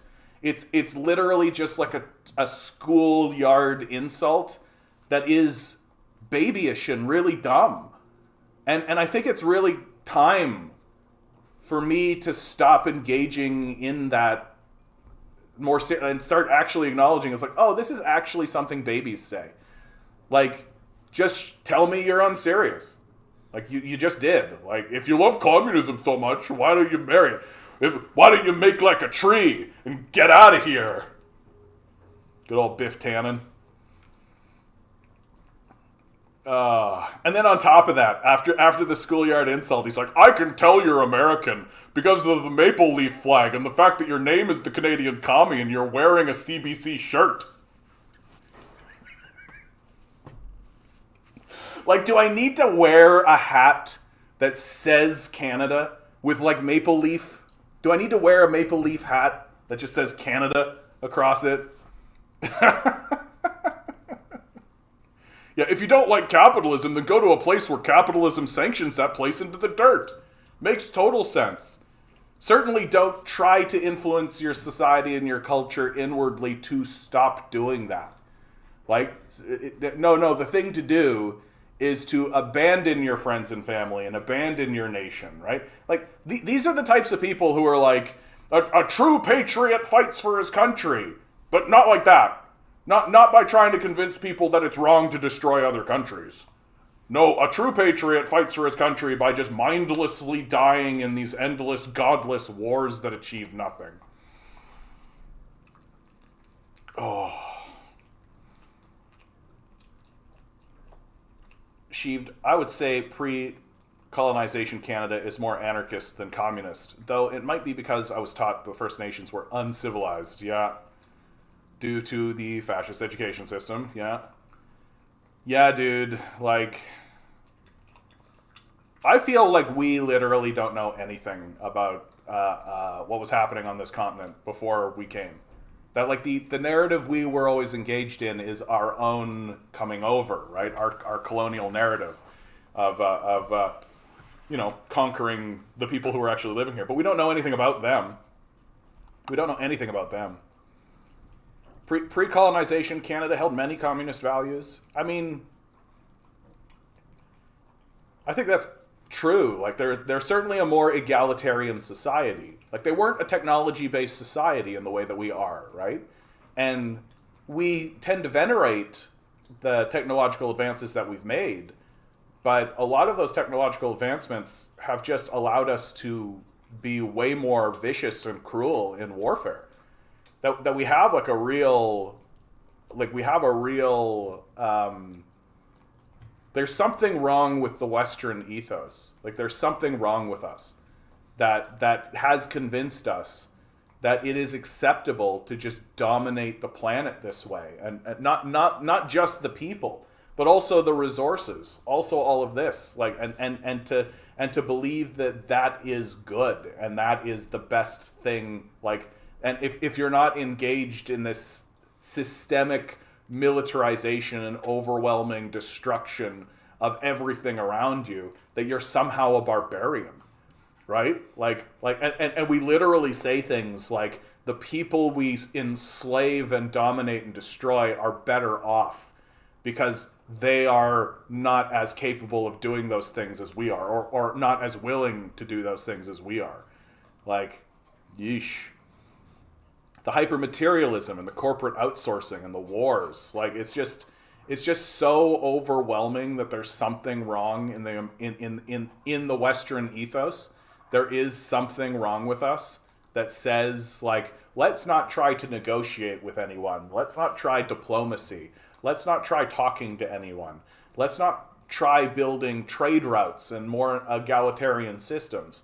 Let's not try to project a face of peace to the world. Let's not try to say we need to build up our own people and project that outwards, so that if we want the rest of the world to be like us, then we should be more solid ourselves. That no, the way that we project ourselves into the world is through extreme violence, just erratic, insane violence. And the things that we're doing now out in the world are nuts, self-destructive, like really, really self-destructive. And we are going to end up isolated over it, right? Like the Western ethos is going to backfire in a big and serious way. And we're going to pay for it. And frankly, and I've said it several times today, we deserve it. Like, we deserve it. We've earned it. Like, we've earned it. We've worked really hard to end up isolated and backwards. Yeah, elites talking about collapse is just a foreshadowing of disaster capitalism to come. I think that's absolutely right, dude. Like, where did I have this? Yeah. The thing that I think is interesting, right? So this is from Professor Jem Bendel. The word collapse appears 4 times in this diagram of the Davos-released WEF risk report. I don't remember seeing them use that word before. Elites aren't known for their proximity to reality, but something's penetrating their luxury bubbles. So even the rich are beginning to see that collapses are coming, that internal collapses, state collapses, climate collapses. And my position on the show, if you're seeing this for the first time, hey, how you doing it? My position on the show has always been that we are going to experience a period of balkanization, that the American federal government is not going to survive into the next phase, that as the climate crisis gets worse, as taxation skyrockets, as services plummet, as the society literally rips itself apart, I do think that a lot of these places are going to start really asking themselves, like a lot of these states and cities and municipalities are going to start asking themselves, what are we actually getting from this federated system and this federal government? And the answer is absolutely nothing. And that's going to fuel independence movements. Independence movements which are already there. And to me, it's just a matter of time. That will it happen in my lifetime is really the only question I have. Like, I see it as an inevitability. And moreover, I don't think that what I'm saying is controversial at all. I don't think there's anything controversial about this. That if you look at human history, this is actually what happens. And that you can't maintain an empire or a civilization or a nation or a culture or anything like this. It doesn't work that way. You can't dismantle your society and then expect it to stay together. It's just not how it works. And this nation really was erected so swiftly and so quickly And uh, uh, yeah, but Adam, that's fine. He's still pointing out something accurate. Like, I'm not saying that everything this guy has to say is accurate. I'm just saying that this is something that he's bringing out, and it's true. Like, that's all.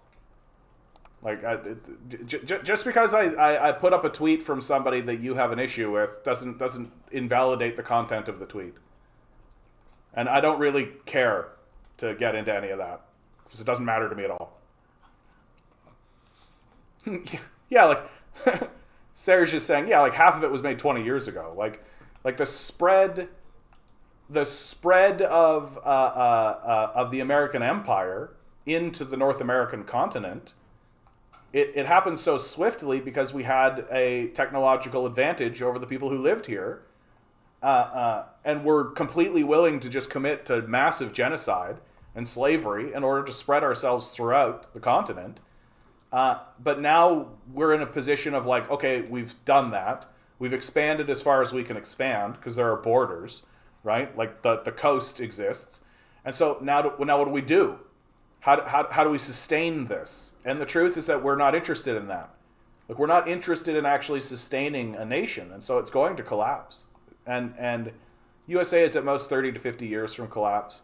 I mean, I just find it so difficult to believe that places like Texas even are going to just be like, yeah, this is cool. Our tax rate just went up 30% on sales tax. Yeah, we're definitely going to stick this out. The new homes, the fake houses with literal foam insulation. Yeah. Like, and the entire society is just a grift. Like, the entire American society is a grift, right? Just even the idea that the power grid should be privatized. It's like so obviously a grift. Like, it's not nation building. You're not building a society off of this. It's not going to work. Like literally. I just feel like my entire life I was told that 1 + 1 = potato, and I was supposed to be like, yeah, 1 + 1 = potato, and it's just not the case. 1 + 1 = 2, right? And just because they spread this crazy propaganda through our society, saying over and over again that 1 + 1 = potato, doesn't mean we need to take it seriously. Like, yeah. Hope you guys are all doing well out there in TikTok land. TikTok's wild, man. Sometimes I glance over and it's like 200 people, and then sometimes I glance over and it's literally 11. I must have said one of the keywords. I must have said one of the things that really the algorithm really hates. There's a couple of keywords that if you say, you get suspended, and then there's keywords that if you say, they basically cut your feed, right? Are Mennonites communist in a way? I mean, the communists, like, they're literally called communes, right? The Hutterite colonies, right? There are Hutterite communities all throughout Manitoba, and they basically operate on communist principles, and like they seem to be doing quite well. They're backwards in different ways, like. They're definitely like still a patriarchy. That's definitely the truth, and so that definitely exists within the commune structures. Eric says, I've said multiple times that the only reason the West was against fascism was not because of its ideology, but it threatened Western power. I mean, if I wanted to say the meanest thing that I think I can say about what happened in World War II is that I think the only reason why America ever went and actually pushed on the Western Front was because the Soviets had won and were pushing the Nazis back. And if the Americans didn't show up and actually push on the Western Front, then the Soviets would have swept through and taken Europe. And they didn't want that to happen. They had to prevent the Soviets from sweeping through and taking Europe. And so they whipped up the population and created a whole thing and all this kind of stuff, and then claimed that they won the war when the war was already won. And the only reason why the Americans were showing up in the first place was to ensure that the Soviets wouldn't take all of Europe. so they're not Christian fascists, but Christian communists. Yeah, that's not a bad way of looking at it. Like it's closer to the mark, I think.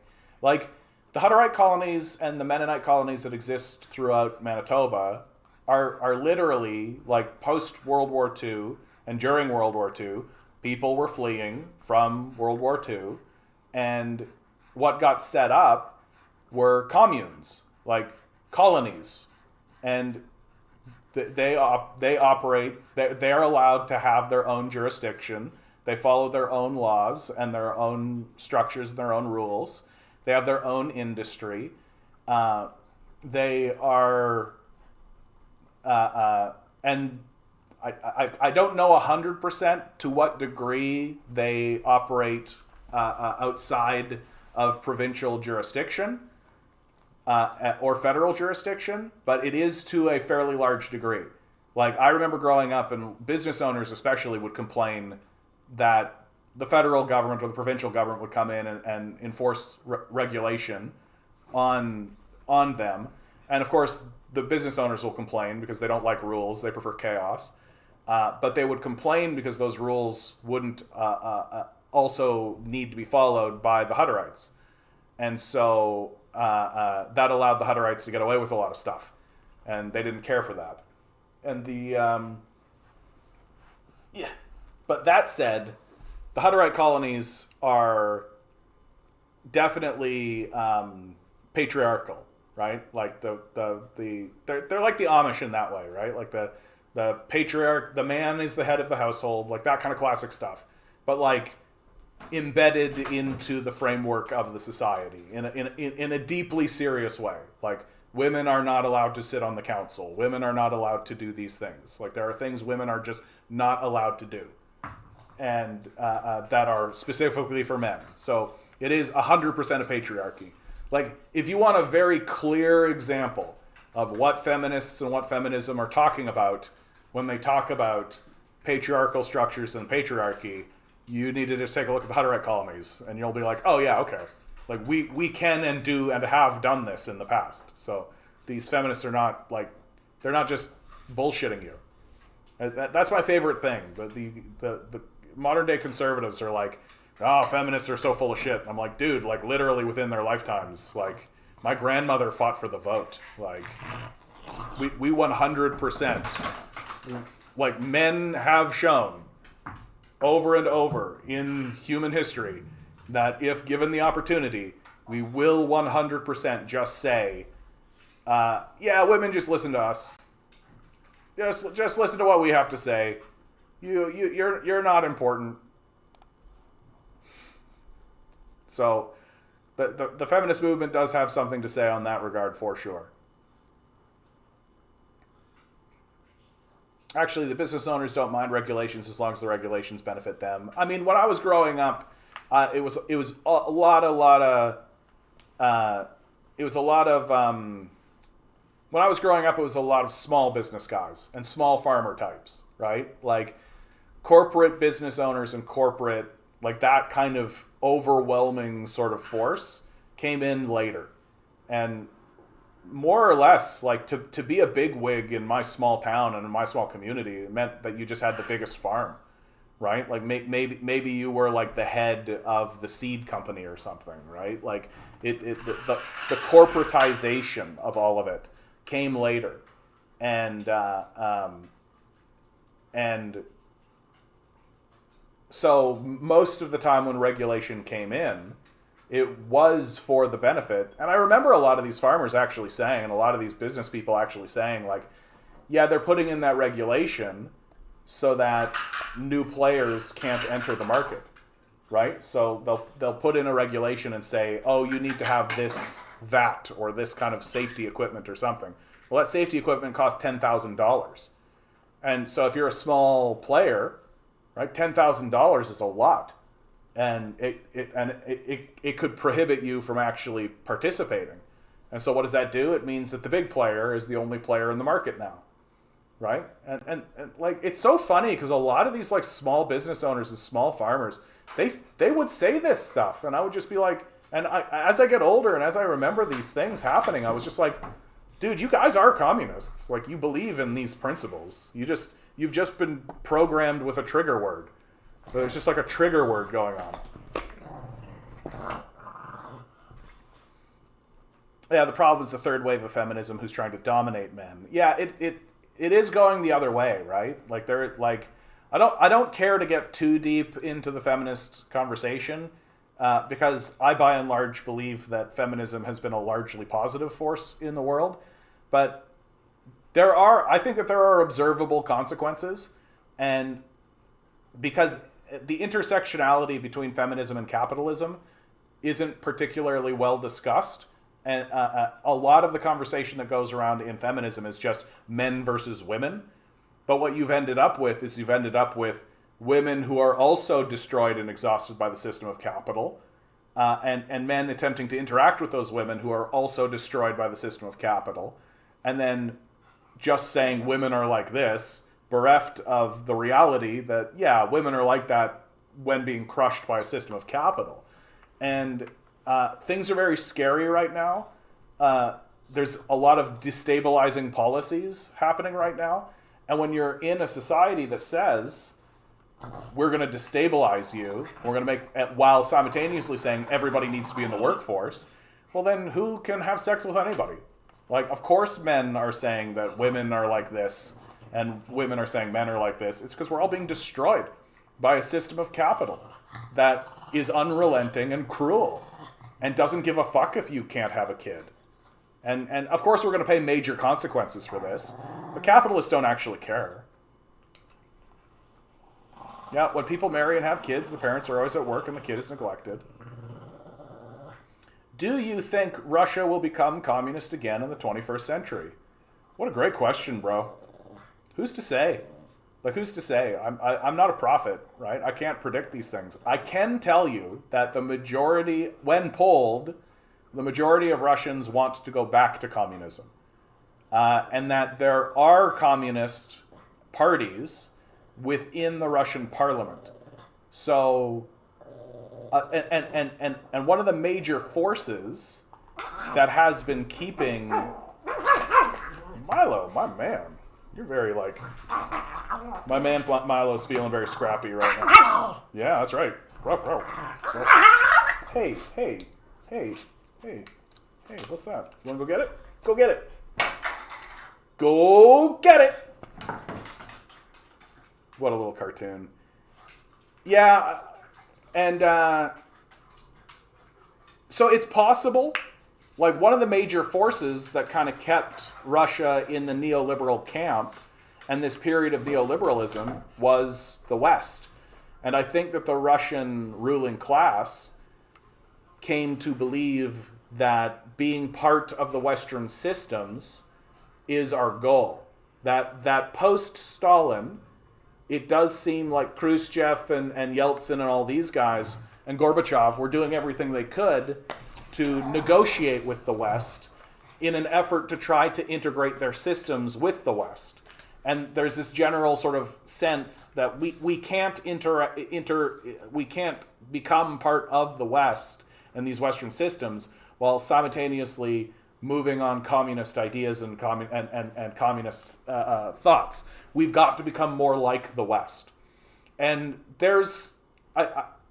unlike other communists in the conversation, I tend not to condemn this, because on a very, very human level, it does make a kind of a sense, right? That it makes sense that just on the basic, like, we don't want to be invaded. Like, who are the people who are traditionally invading Russia? Who are the people that are traditionally causing Russia problems? Europe, right? Europe and the West. They're the ones causing problems. So if we can integrate with them and if we can become part of their systems, then that matters more to us than this idea of communism. And I think that they legitimately and genuinely were embarked on that idea. And you can see that with them joining the G7, becoming the G8, right? You can see that with them trying to join NATO. And I think it was finally Putin who realized, and you can obviously see that this is the case, that that's never actually going to happen. that the West is never actually going to allow Russia to become part of its system. It's never going to be, Russia will never be seen as a peer by the European nations. It'll just never happen. And so now Putin is moving down a different path, joining BRICS, allying with China and India, creating different systems, becoming part of different international systems. And what that means, I think, is that it is going to open up a conversation in Russia widely, right? And will the neoliberal power structures that were erected post-Stalin be able to withstand some kind of force? And it is really just a wait and see, right? Like, will there be a communist resurgence? Any of that kind of stuff. I'm not a prophet, but I will say that it's more likely now than it was 10 years ago, right? It's more likely now, for sure, because now Russia is no longer feeling like it needs to pay fealty to the West, right? It no longer feels like we need to bend the knee to Western capital and neoliberal capitalism or the international rules order or any of that kind of stuff.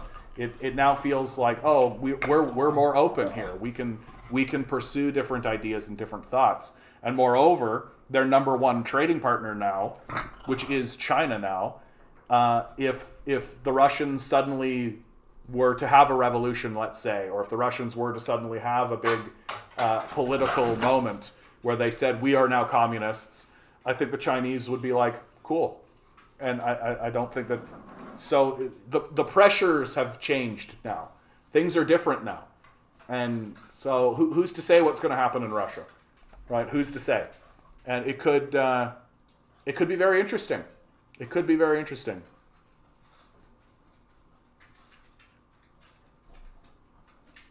Loaf says, I really don't think third wave feminism is nearly as significant an ideology as people make it out to be. As far as I can tell, the third wave is just neoliberalism attempting to co-opt and undermine. It should not be taken seriously. Yeah, but like, I do think it is being taken seriously. Like, just because we acknowledge that it's neoliberalism attempting to co-opt it doesn't mean that it's not successful, right? Like, people will go along with that shit. And the algorithm loves to push it. The algorithm loves to push it. Putin is in the way of real progress, though. I mean, progress in this regard. Putin is a very interesting figure in Russian history. Putin is an extremely interesting figure because I'm more or less of the opinion that Putin wanted to just put his hand on the wheel and basically just move forward. That's more or less what I think Putin wanted. That he doesn't seem to like doing any of the stuff that he does, you know? Like, I think he really just wanted to just be the guy who, like, took the wheel from the Yeltsins of the world and sat in the driver's seat and just kept his hand on the wheel and drove forward. And I think that's who he wanted to be and how he envisioned himself. And most of the decisions that I think Putin has made have been forced on him. Most of the time I think that that's true. That he really is just saying like, okay, well, if I continue driving forward, I'm going to hit a wall. And no leader wants to do that. No leader wants to do that. And so anytime he's moved away from hitting the wall, it's taken him down this path. And it's taken him into this sort of place where he is now.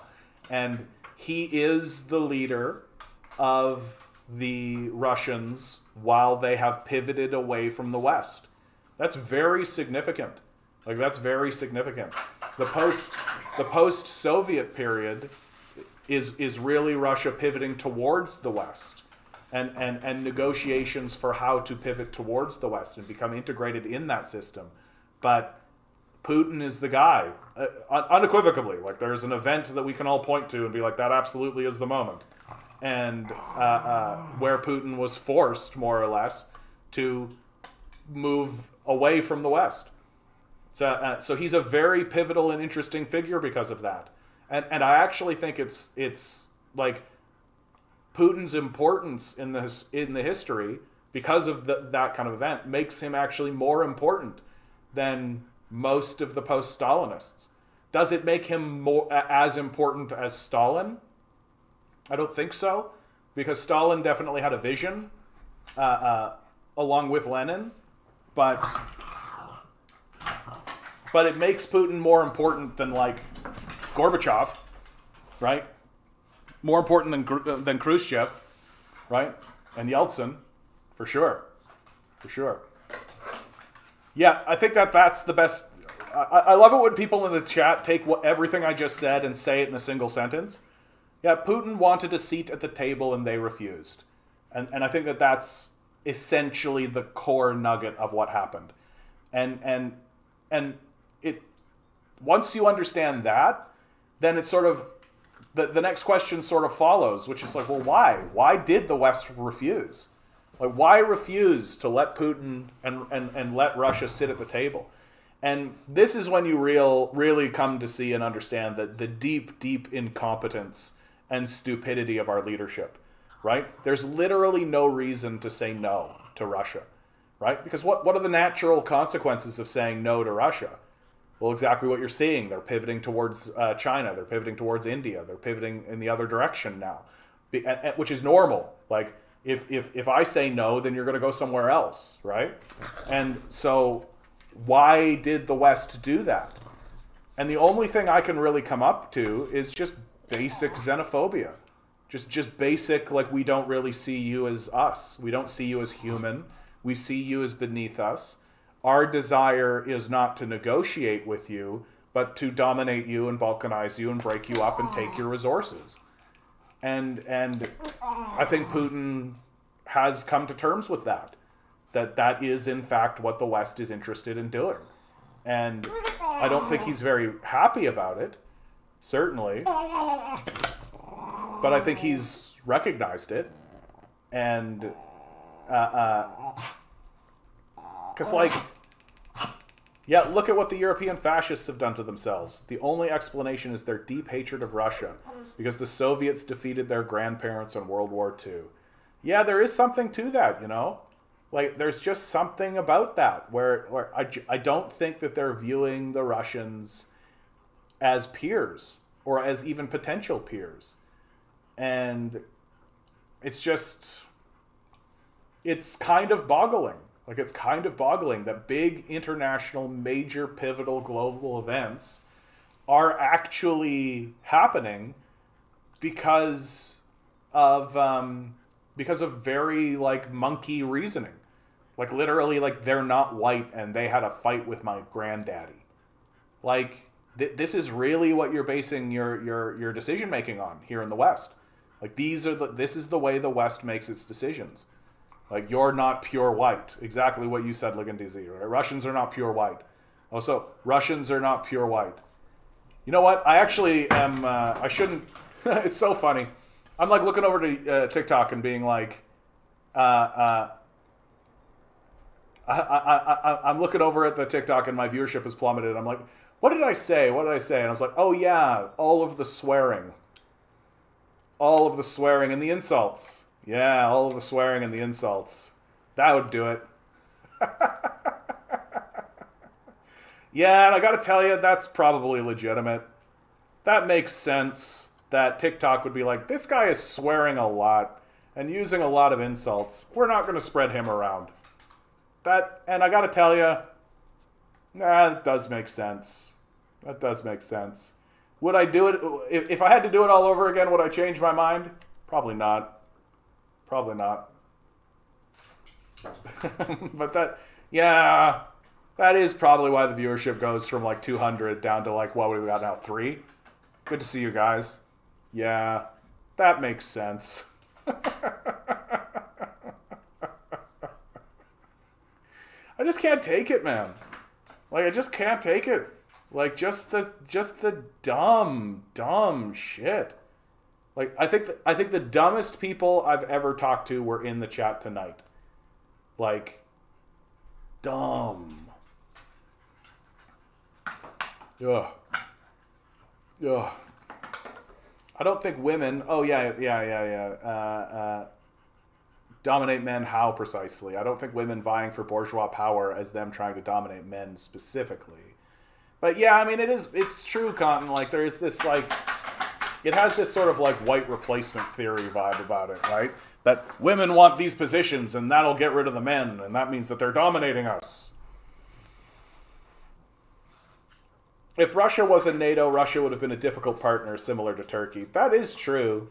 That is true. But I'm more or less of the opinion that it's better to have difficult allies than it is to have difficult enemies. You know what I mean? Like, oh, okay, so there'll be a difficult ally. Okay, I'd rather have a difficult ally than a difficult enemy. And it seems pretty clear to me, for pretty obvious reasons, that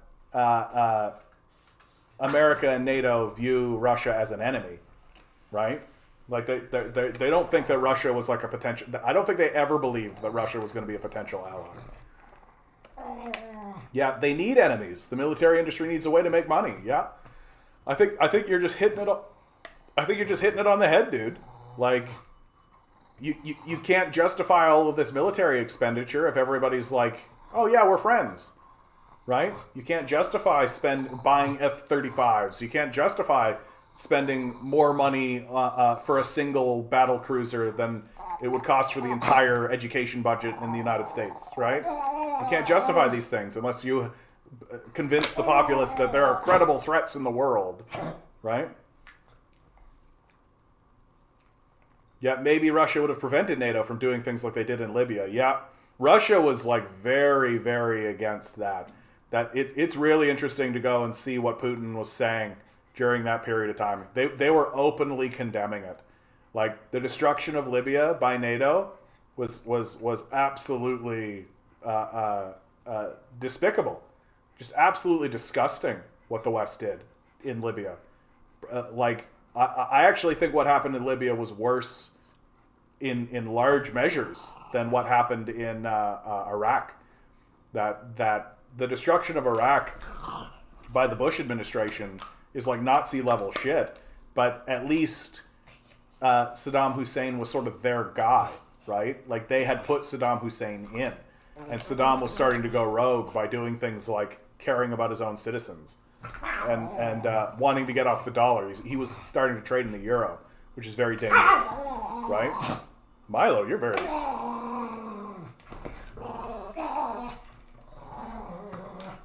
Okay, it's yours.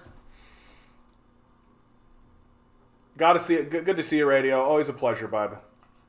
And, like, yeah, the Russians and Iranians helped save Syria. Yeah, that pissed NATO off. Yeah, and, like, Syria ends up being, like, kind of the first proxy war between Russia and America, right? That we make a big hay about what's going on these days, but really Syria is like the kind of the first kickoff of, like, Putin really facing down the Americans in big and serious ways. Yeah, the European caste system, Westerners, Eastern Europeaners, Balkaners, Russians tied with Turks. Yeah. Exactly, Tinker. It's because Russia was... this is why Russia was denied membership. Because the West knows Russia would have been in the way of their shit. Yeah. And they can't have that, right? That, like... But it's so, like...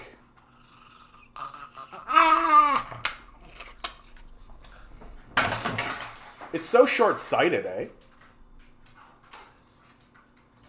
Santora, how you doing? Sup all? Got some major bad news, so it's out yesterday. Oh, well, I'm sorry to hear that, bud. I don't know if you want to share it, but whatever you're going through, I stand in solidarity with you, bud. I hope you're doing well. I hope everybody's doing well. It's that's the nature of being alive, eh? No matter what you do, you're going to get some bad news. Something's going to happen. So just know there are people out there who are rooting for you. Iraq had the highest living standards in the 60s because of the Ba'athist socialists, and then Saddam and his tribe messed things up. Yeah, of course. In the classic way, right? In the classic American way of, like, oh, there's a stable society in a place that has oil. Oh, let's fund the far-right groups and arm them, and then foment a coup and overthrow them, right? Oh, landlord problems? Fuck off with landlords. Landlords. Jesus Christ. You want to know that we're a backwards, shitty society? Landlords. Like, the idea that somebody should just be able to own a piece of property and extort another person for shelter. Like, what are you talking about? Like, for real, what are you talking about? Not short-sighted. The West just understands Russia wasn't going to be loyal attack dog. Russia didn't want the smoke from China. I mean, come on. Come on. Come on. Yeah, but what I mean by short-sighted is like, does the West genuinely think that they're going to move into this next period with strength? Like, do they actually think that they're going to like dominate the world and that the vast majority of the global population is actually going to just like fall in line and go into lockstep? Like, how does the West actually think it's going to look going into this next period? Because when I take a look at what it's going to look like in this next period, the West does not look good. Like, it looks like pretty horrifying, frankly. And there are things that are going to happen in the rest of the world. Like, climate change is going to really fuck China. China's going to be dealing with some really serious shit due to the climate change crisis, for sure. That's 100% going to happen. But, like, I think the difference is that when the Chinese deal with their shit, they're going to deal with it as a collective, attempting to resolve the crises as they happen. Whereas when these crises happen throughout the United States, there's going to be vulture capitalists. And these vulture capitalists are going to basically be like picking off the bones of America as it happens. And so, like, I just don't, is there anyone in America who is actually thinking like even 5 years out? Is that even part of the American ethos at all? And like, I feel like they're gonna hit these fucking walls, and the answer is literally going to be just cops. And I just think it's going to be really brutal. Tinker says, did you know that China has checkmated them already in the South China Sea? They have deep sensors in the bottom of the sea shelf tracking every single submarine. Nuclear war is upon us. Oh man, yeah.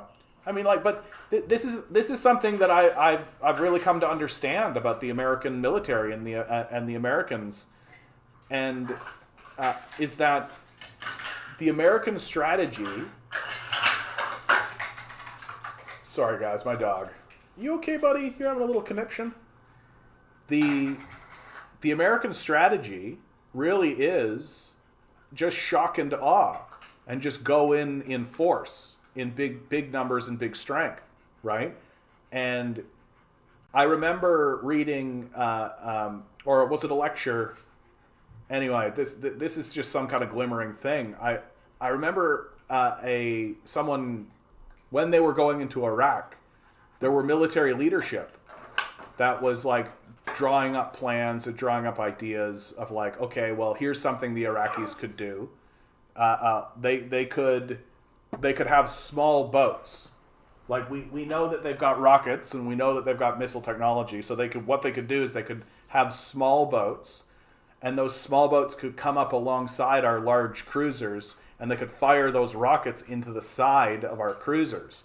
And he was saying this so perhaps we should have smaller boats flanking our larger boats in order to prevent this sort of thing, and so on and so forth. And the leadership basically said they're not going to do that.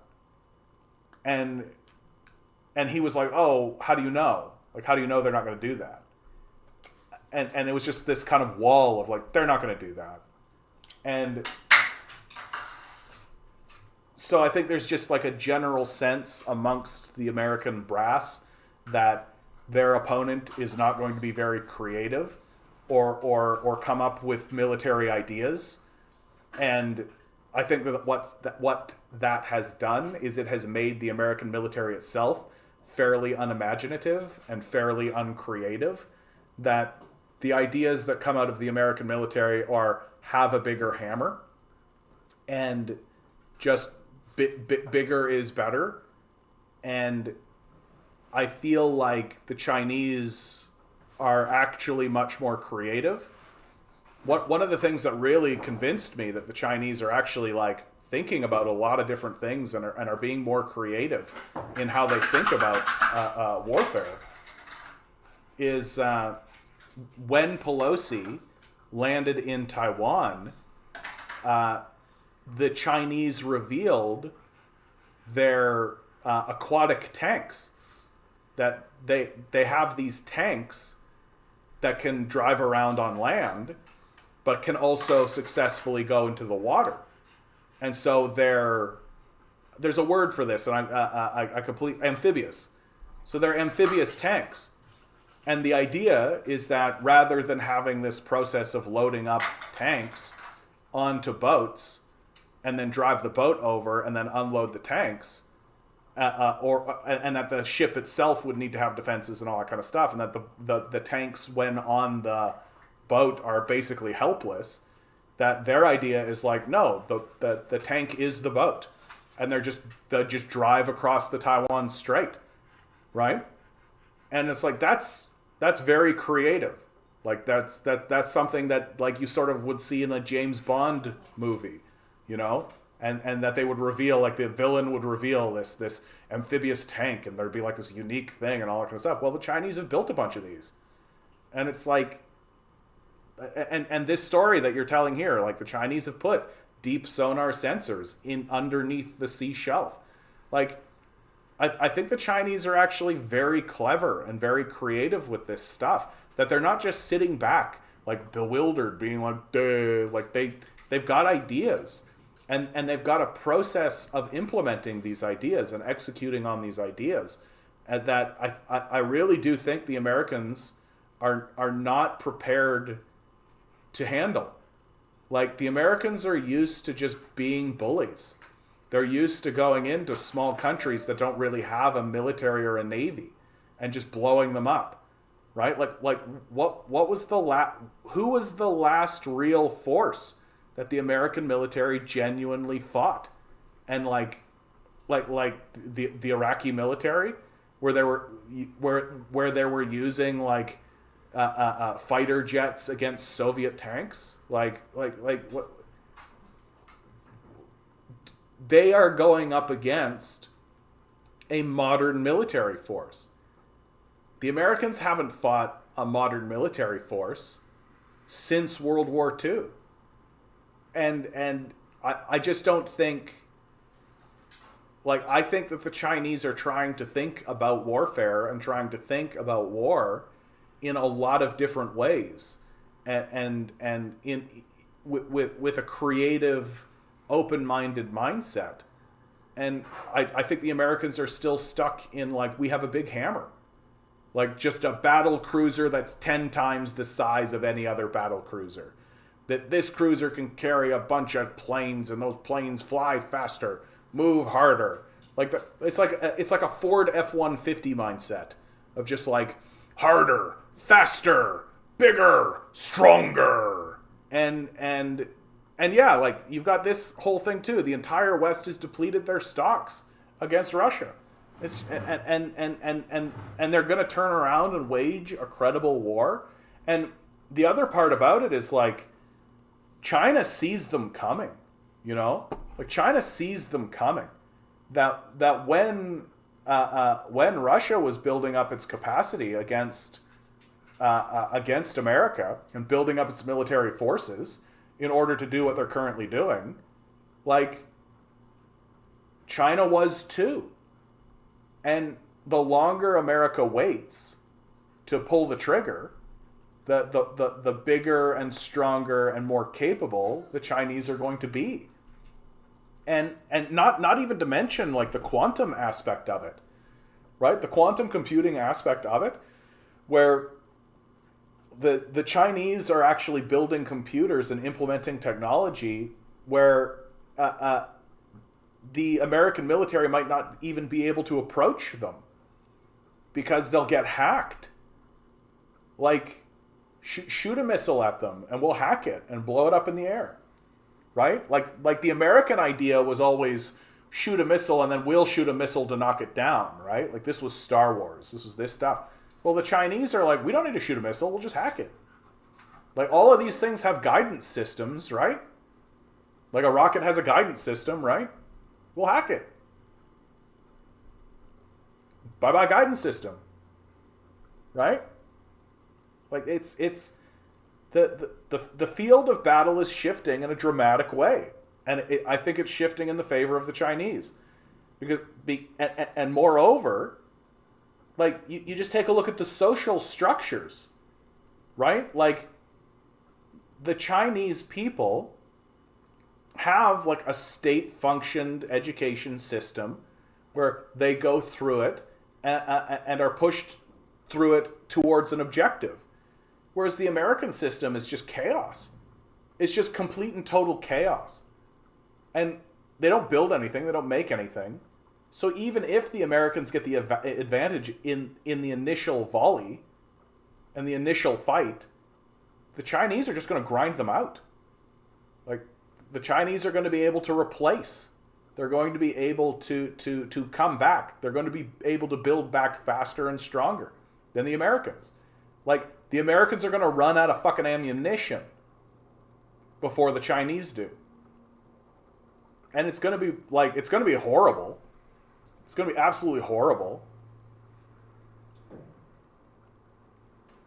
Sadly, no, I'm in the U.S. As for China, they have a major advantage just due to the civil service requirements that, yes, may not make super soldiers, but builds familiarity. But also, like, I just think that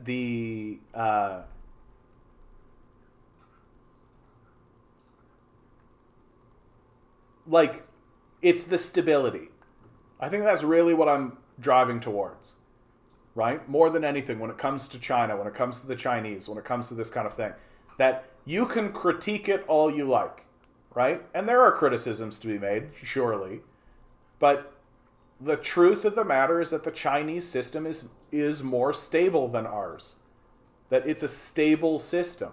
And when China experiences internal collapses and internal difficulties, the ruling class of China use that as an opportunity to buttress it and make it stronger. So, for example, when the housing crisis happened here in the United States, it revealed an enormous destabilizing, unstable aspect of the society. Did we stabilize it and create a stronger structure? No. We bailed out the failure. We continued letting them rule and have power, right? And now we're heading towards yet another housing crash, right? The Chinese, when they experience a housing crash, when the capitalists do what capitalists do, which is crash markets, well, what do? They go in, they tell the capitalists to get bent, and they nationalize the system, and they let people have housing. So they stabilize the system, and they create a stronger, more stable system, and they use it for what it's for. Like, I just don't understand how people think that you're legitimately going to have a successful war while you're losing thousands and thousands, if not millions, of your citizens to attrition by homelessness, poverty, right? Like, you're losing citizens, and then on top of that, you've got a growth rate that's in decline. Like, Milo, dude, it's over, dude. You've eaten. You're fine. Stop whining. Jeez Louise, dude. Jeez Louise, dude. Jeez Louise. You're completely fine. This guy.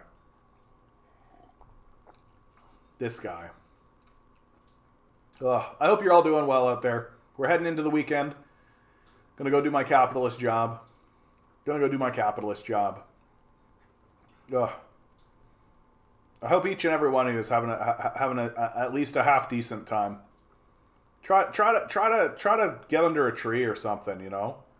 Try to walk through a park. Try to just enjoy your life as best you can.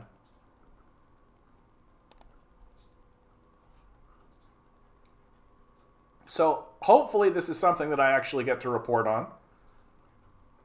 I'm always skeptical about talking about Ukraine, but this is from CNN. CNN says the situation in eastern Ukrainian town of Soledar is critical, soldier tells CNN. A Ukrainian soldier fighting in the eastern town of Soledar told CNN that the situation is critical, and the death toll is now so high that no one counts the dead. What a brutal, brutal situation. Like, what a brutal circumstance that Ukraine finds itself in. And I just hope that they surrender, man.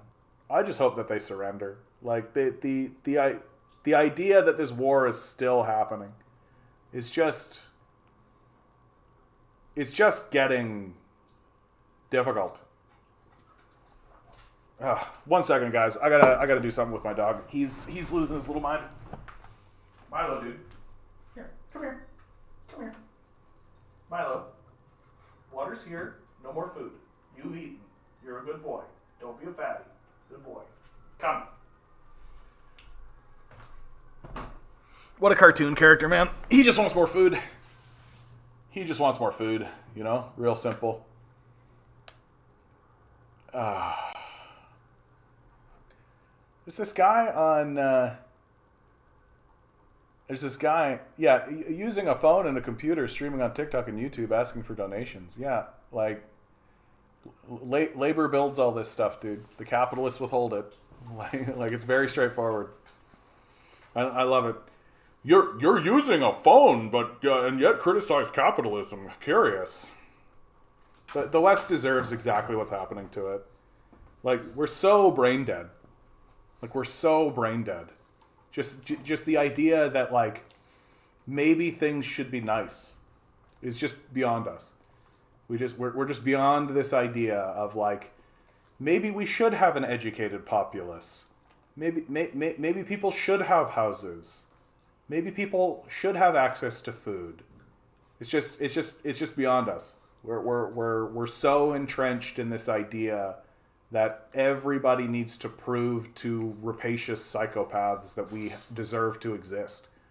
And if you can't or won't get a job working for these pedophiles, then there's something wrong with you. Like, we're really a lost people, and we deserve everything that's coming our way. We deserve everything that's coming our way. And it's going to be really crazy to watch. And, like, I know for myself, like, I'm not going to be untouched by it. Like, and sometimes I just feel like I'm the guy in the back seat of the car, and the driver is just driving as fast as they possibly can towards a brick wall. And I'm just screaming, like, literally, just stop. Just stop. Just stop the vehicle. Like, you don't even need to move the wheel. You don't need to do anything. Just take your foot off the gas even. Like, literally move your foot an inch. Do literally anything. And if anything, they're just pushing on the gas even harder, screaming at me to participate harder. Get a better job. Find more gas. We gotta crash into this brick wall faster. And it's just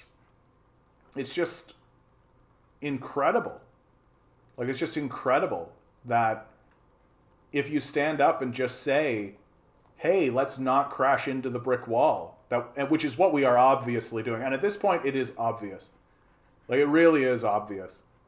You cannot run a society this way. You cannot have a civilization work this way. And it's extremely simple.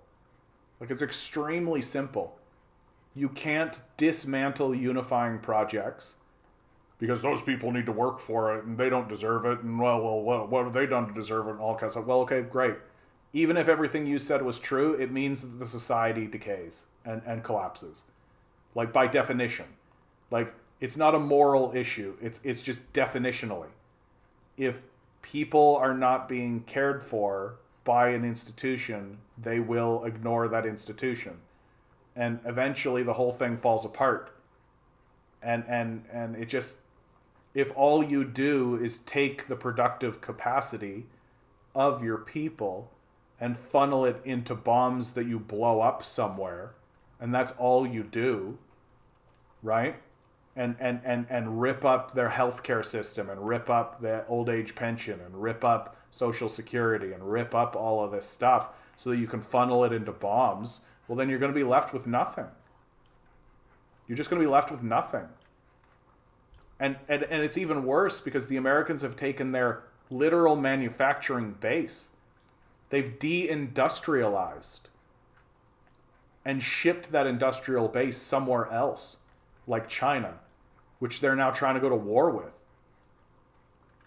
And so when we end up getting isolated, and when people stop trading in our dollar, and when the dollar starts, and when our dollars become valueless, and we don't produce anything and don't make anything, what are we going to be left with? And the answer is, literally, by definition, it can't go any other way, nothing. We're going to be left with nothing. And it's staggering to me that there are people who are walking around with this attitude of like, oh, capitalism made your computer. Therefore, like, it's just brain dead. Yeah. Sarah's just saying, I overheard someone saying World War III is imminent. Japan is starting to have issues with China, and the Taiwan crisis is getting worse. Oh, for God's sakes, we've got high-level military personnel talking about the fact that the Americans are setting the stage for war. Like you don't need like rumor or conjecture anymore. Like, straight up, Serge, I was reporting on this yesterday. U.S. military deepens ties with Japan and Philippines to prepare for China threat. Top Marine Corps General James Bierman outlines sweeping reform to adapt force for possible conflict over Taiwan. What's the big quote? Yeah, a big part of that. Yeah, we earnestly got after preparing for future conflict. Training for the Ukrainians, pre-positioning of supplies, identification of sites who could operate, support, sustain operations. We call that setting the theater. And we are setting the theater in Japan, in the Philippines, in other locations for war. Like, they're talking openly about it. They're not trying to prevent it. They're not saying to one another, I mean, it's possible we have conflict, but perhaps we should negotiate and come to a better deal. Like, that's not what they're saying, and that's not how they're talking about it. Like, this is literally top Marine Corps General James Bierman talking about going to war with China in the Southeast Asian seas. Like, we're psychotic. We've lost the thread. And it's going to cost us dearly, because we are essentially grinding up the nation and grinding up the populace. And then the solution for all of the poverty and misery and death and destruction that we're spreading throughout the nation, our solution for how to deal with that is to fund another internal military force. If the United States police were considered a military force, they would be the third largest military. Like Jesus Christ. So not only are we funneling all our productive capacity and all of our energy and wealth and money into a war machine that's producing nothing for us, we're also funding a domestic military that's going to deal with all of the crises that all of the consequences of funding this military in the first place are going to create. Like, it is extremely difficult for me to believe that the United States is going to remain together while it turns on itself like this. And it's going to turn on itself in dramatic ways, enormous ways. Like, and if you think this is bad, wait until there's yet another fuel crisis. Like, it's not like the Americans are rushing around trying to build new infrastructure to pivot away from fossil fuel energy, right? It's not like they're working really hard and going overtime to do that.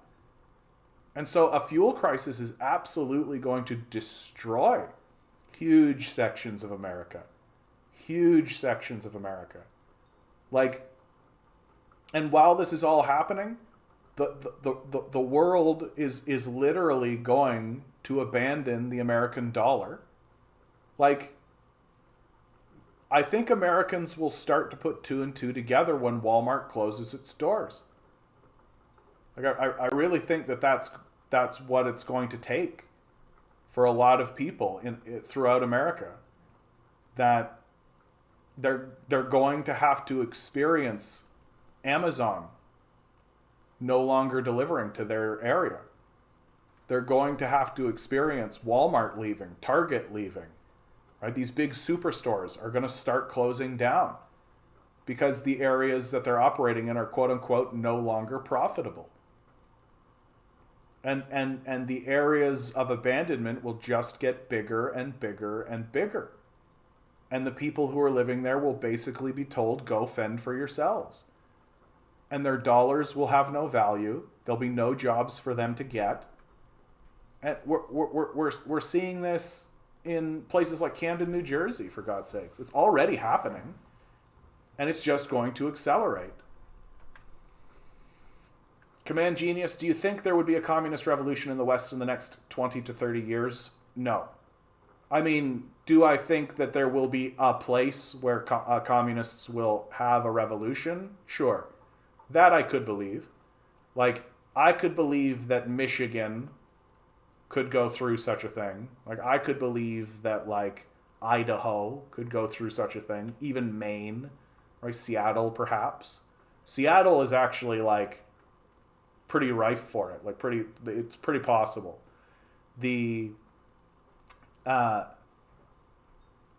But I think the more likely trajectory for the West is actually balkanization. That it's really silly to think that such a big place is actually going to stay together, right? Especially based on the principles that it operates on. Like, we're not actually building unifying projects.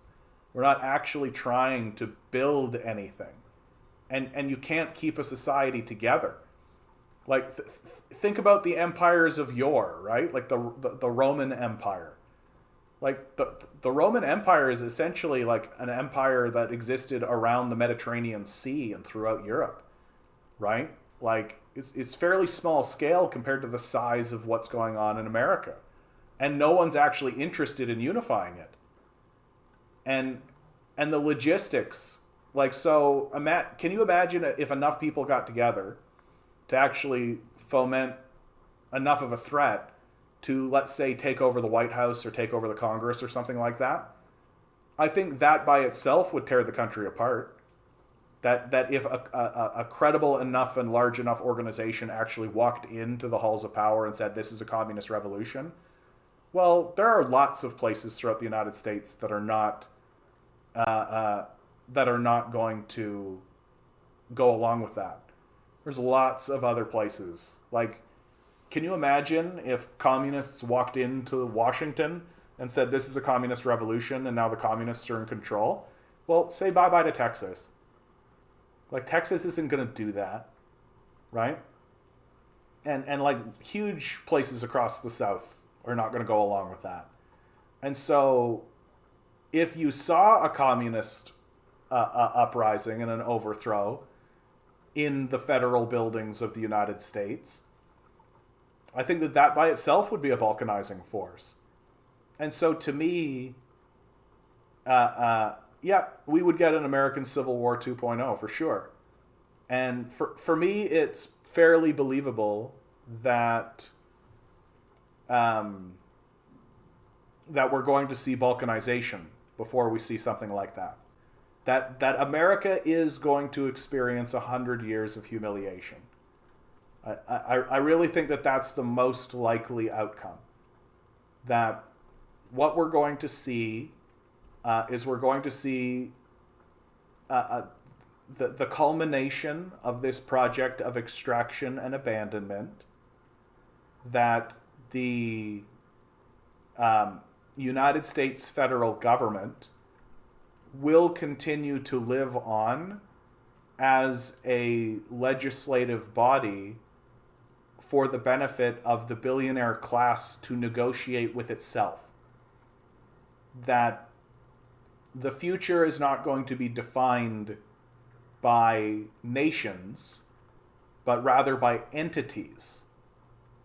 That corporations and which are so hierarchies essentially, that these legal entities that are owned by people like Bill Gates and Jeff Bezos and these sorts of things, well, they will recognize that we need some kind of system to negotiate with one another on how, so that we don't step on each other's toes, or that we minimize the disaster of conflict between one another. And that's essentially what the federal government of the United States will become, if it isn't that already, is just essentially a way for billionaires to negotiate with each other on how to ensure peace between them. And they don't necessarily care if the nations fall into disrepair. They don't necessarily care about any of that, because they're interested in themselves and their own kingdoms and their own empires. They're interested in their own, what we call businesses. But, I mean, you could call them kingdoms for all it's worth, right? And so the balkanization of these places is going to be an attempt by the populace, and perhaps even certain members of the billionaire class, to get away from the legislative power and the administrative power of this body in an effort to continue existing as a nation, separate from these entities that seek to exploit and dominate them for their own wealth and power. And should these entities not be able to gain anything by extracting wealth, or should the nation not allow them to extract, then they'll just abandon them and they'll just go somewhere else and try to do that. And what's really terrifying is what happens to the military amidst all of this. That as the country begins to balkanize and break apart, well, who does the military owe its fealty to? Who does the military actually follow? Whose edict and idea is the military moving forward on? And more, and it's already happening, if it hasn't already happened, more and more it will be the edicts of this billionaire class. Your Bezoses and your Gates and your Rockefellers and these sorts of people. And they've made it very clear, like, the United States military will begin treating the states within America the way that they treat the rest of the world. And that's really what's going to happen to America. That what they have done in the rest of the world, they will do to themselves. That's the true horror of what's coming for America. That no one really wants to give voice to, because it is truly horrible. And we will have done it to ourselves. What do you think the first U.S. state to leave would be?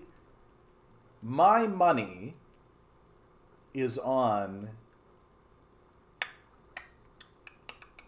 It's kind of a toss-up for me. It's between California or Texas. And I think more or less it's pretty unlikely that those states don't eventually balkanize and go their own way. You can see Texas already becoming like a libertarian shithole. It's already happened. Like, Joe Rogan moved to Texas. Elon Musk moved to Texas. Like lots of billionaires are moving to Texas, and the reason why they're moving to Texas is to avoid taxes, and the taxation is so good for them and all that kind of stuff. But there is going to come a time when the federal government is going to need to pay the piper, and so they're going to turn to these guys and say, okay, it's time to pay the piper. And then all these guys are going to say, like, well, we don't want to. We're going to separate. Fuck you. Independence, freedom. Right? And meanwhile, the population will also be fine with that, with an independence movement. So you have this, like, pairing up of you have kind of an alignment of interests. And the alignment of interests is going to between the poor and the wealthy is basically they're both gonna say we don't want to pay this tax anymore, right? No taxation without representation, that kind of thing, and they'll do it with all the American hoopla and all that kind of stuff that you're all familiar with, right? California's story is a little bit different because it is actually trying to evolve into the new future. It's trying to actually build a green economy. It's trying to actually move away from fossil fuels. It's trying to do that. Even the Republicans there are trying to do that because they just see it as it's got all the benefits that everybody knows it's got, right? And so they're trying to do it, but the federal government is constantly standing in their way. Right? The federal government's just standing in their way and causing them problems. Like Trump put a tariff on solar panels bought from China. Who did that affect most? California. Right? And so for somewhat similar reasons, the Californians will think to themselves, why are we tolerating this federal government? It doesn't do anything for us. And California is a real case in point because it gives more to the federal government than it receives. Right? So it's one of the give states. And so I think it's a very popular, and it's becoming a more popular idea of like, why are we giving? We should keep this for ourselves. Right? Like, what are we even getting for it? And especially as the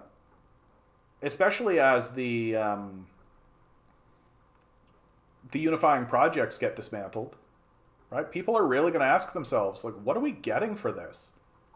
And the answer is fuck all. Like, you're not getting anything. So and the reason why I don't think Hawaii is a good one is just because Hawaii doesn't have a lot of power, right? Like you gotta expect a military response, right? Like a place like California, like does the United States military want to fucking go into California, right? Does the United States military want to go into Texas? Right? Like these places have significant power and they have their own military forces in their police forces, right? Like one of the great ironies of the balkanization of America is the fact that the federal government has armed these local police forces, right? Like that's the arrogance and short-sightedness that we're talking about, that like they've given them military grade hardware and military training and all this military stuff, and it's like, okay, great. Well, we're going to cede from the Union and use all of that against you. And Hawaii doesn't have the power. Like, if the American military wants to go in there, it will. And Oregon's an interesting one. You're already seeing, like, signs that the ruling class is more or less fine with what happens in what's called the quote-unquote flyover states. Right? Like, there's one of I forget which one off. I think it's Oklahoma. One of the states in the Union, Google Maps. One of the states of the Union is, they've already ceded most of the territory back to First Nations. Yeah, there it is. It's even on Google Maps. Right? Like not all of it, but the vast majority of the usable land in Oklahoma has been ceded back to First Nations people, right? Like there's the Chickasaw Nation, the Choctaw Nations, the Muskogee Nation, right? And that includes cities like Tulsa, right? Like Oklahoma City itself, is Oklahoma City? No, Oklahoma City itself is still under the jurisdiction of the state, but the rest of this land has been ceded. And so you've got First Nations peoples existing within the borders of Oklahoma, which tells you pretty much that the federal government, the federal system, doesn't give a fuck about places like Oklahoma, Nebraska, Oregon, right? Like, it doesn't give a fuck about these sort of like what are known as flyover states. So if a place like, what were we talking about? Oregon. Hold on, where's Oregon? I love doing this. Where are you, Oregon? You are over here-ish.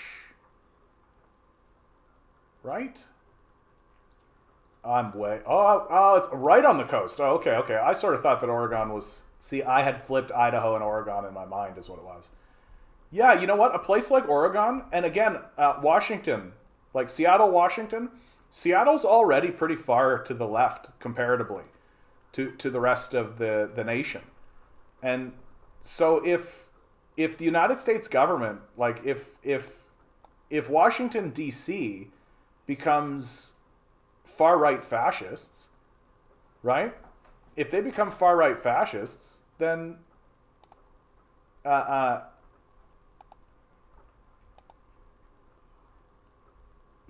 like places like Oregon, places like Washington are going to be like, yeah, we don't want anything to do with that. And like, really, like, now that I've got the map open, I can really show you guys, like, you take a look at the United States, just like look at it, right? Appreciate it. Appreciate how its size, right? Like, when fascism took hold in Germany, that's the size of Germany, right? Like, Germany is essentially the size of, like, Oregon, right? Like, it's not much bigger than any of these individual states that exist, Central and Western America. So, like, each one of these is its own European nation. And we all know, like, the conflict and the difficulty that has existed throughout Europe, throughout its history. The amount of warfare and the amount of struggle and the amount of difficulty that's happened here. You genuinely think that this union is going to stay together? I think that's a total joke. Like, I think that's a total joke. I think it's a miracle it's lasted this long, frankly. Like, seems to me like the most likely outcome is the balkanization of it. And historically, that seems to be true. Right? So I just think we should be prepared for that. Because this is actually something that I don't hear a lot of people talking about very seriously, right? It's just something that, like, we talk a lot about, like, climate change. And we talk a lot about the like, when we talk about the future, we're talking about the raising coasts, and we're talking about the spreading of the desert. And we're talking about those sort of natural phenomenon that are going to happen. But there's always this overarching prevailing belief that the United States will stay the United States. That if there is some kind of independence movement, it will be small and isolated, right? I don't think it's going to go down like that. Like, I just don't think it's going to go down like that. I think that there's going to be a snowballing effect where all it's really going to take is one of the states to finally throw up its hands and say, it's not worth it for us. Like, we are the process of extraction and abandonment must be met by an abandoning back. Like, if all the federal government is going to do is extract as much as it possibly can out of us and then abandon us, well, then we need to cut off the extraction. And I think that that's coming. Like, I think it'll happen in my lifetime. And once that starts to happen, it's just going to be a domino effect, right? Like, let's say it's Oregon. Oregon secedes. Well, you think the people of Texas are going to be like, aren't going to ping on that? Like Arizona, Nevada, Colorado, Wyoming, Montana? right? Even places like Maine, right? As an American, I have since high school knew my country was going to break up. My states hate the federal government. Well, and I mean, everybody should. Look at what it is.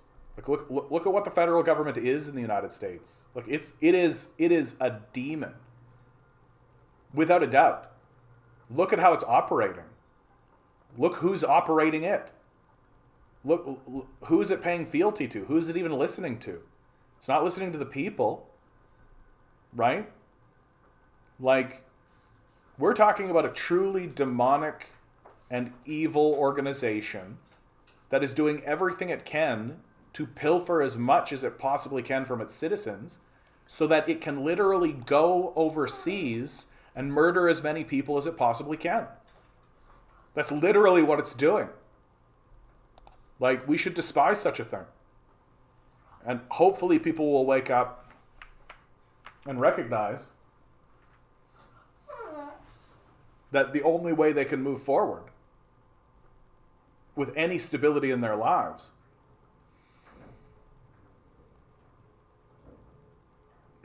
Adam talking shit about California.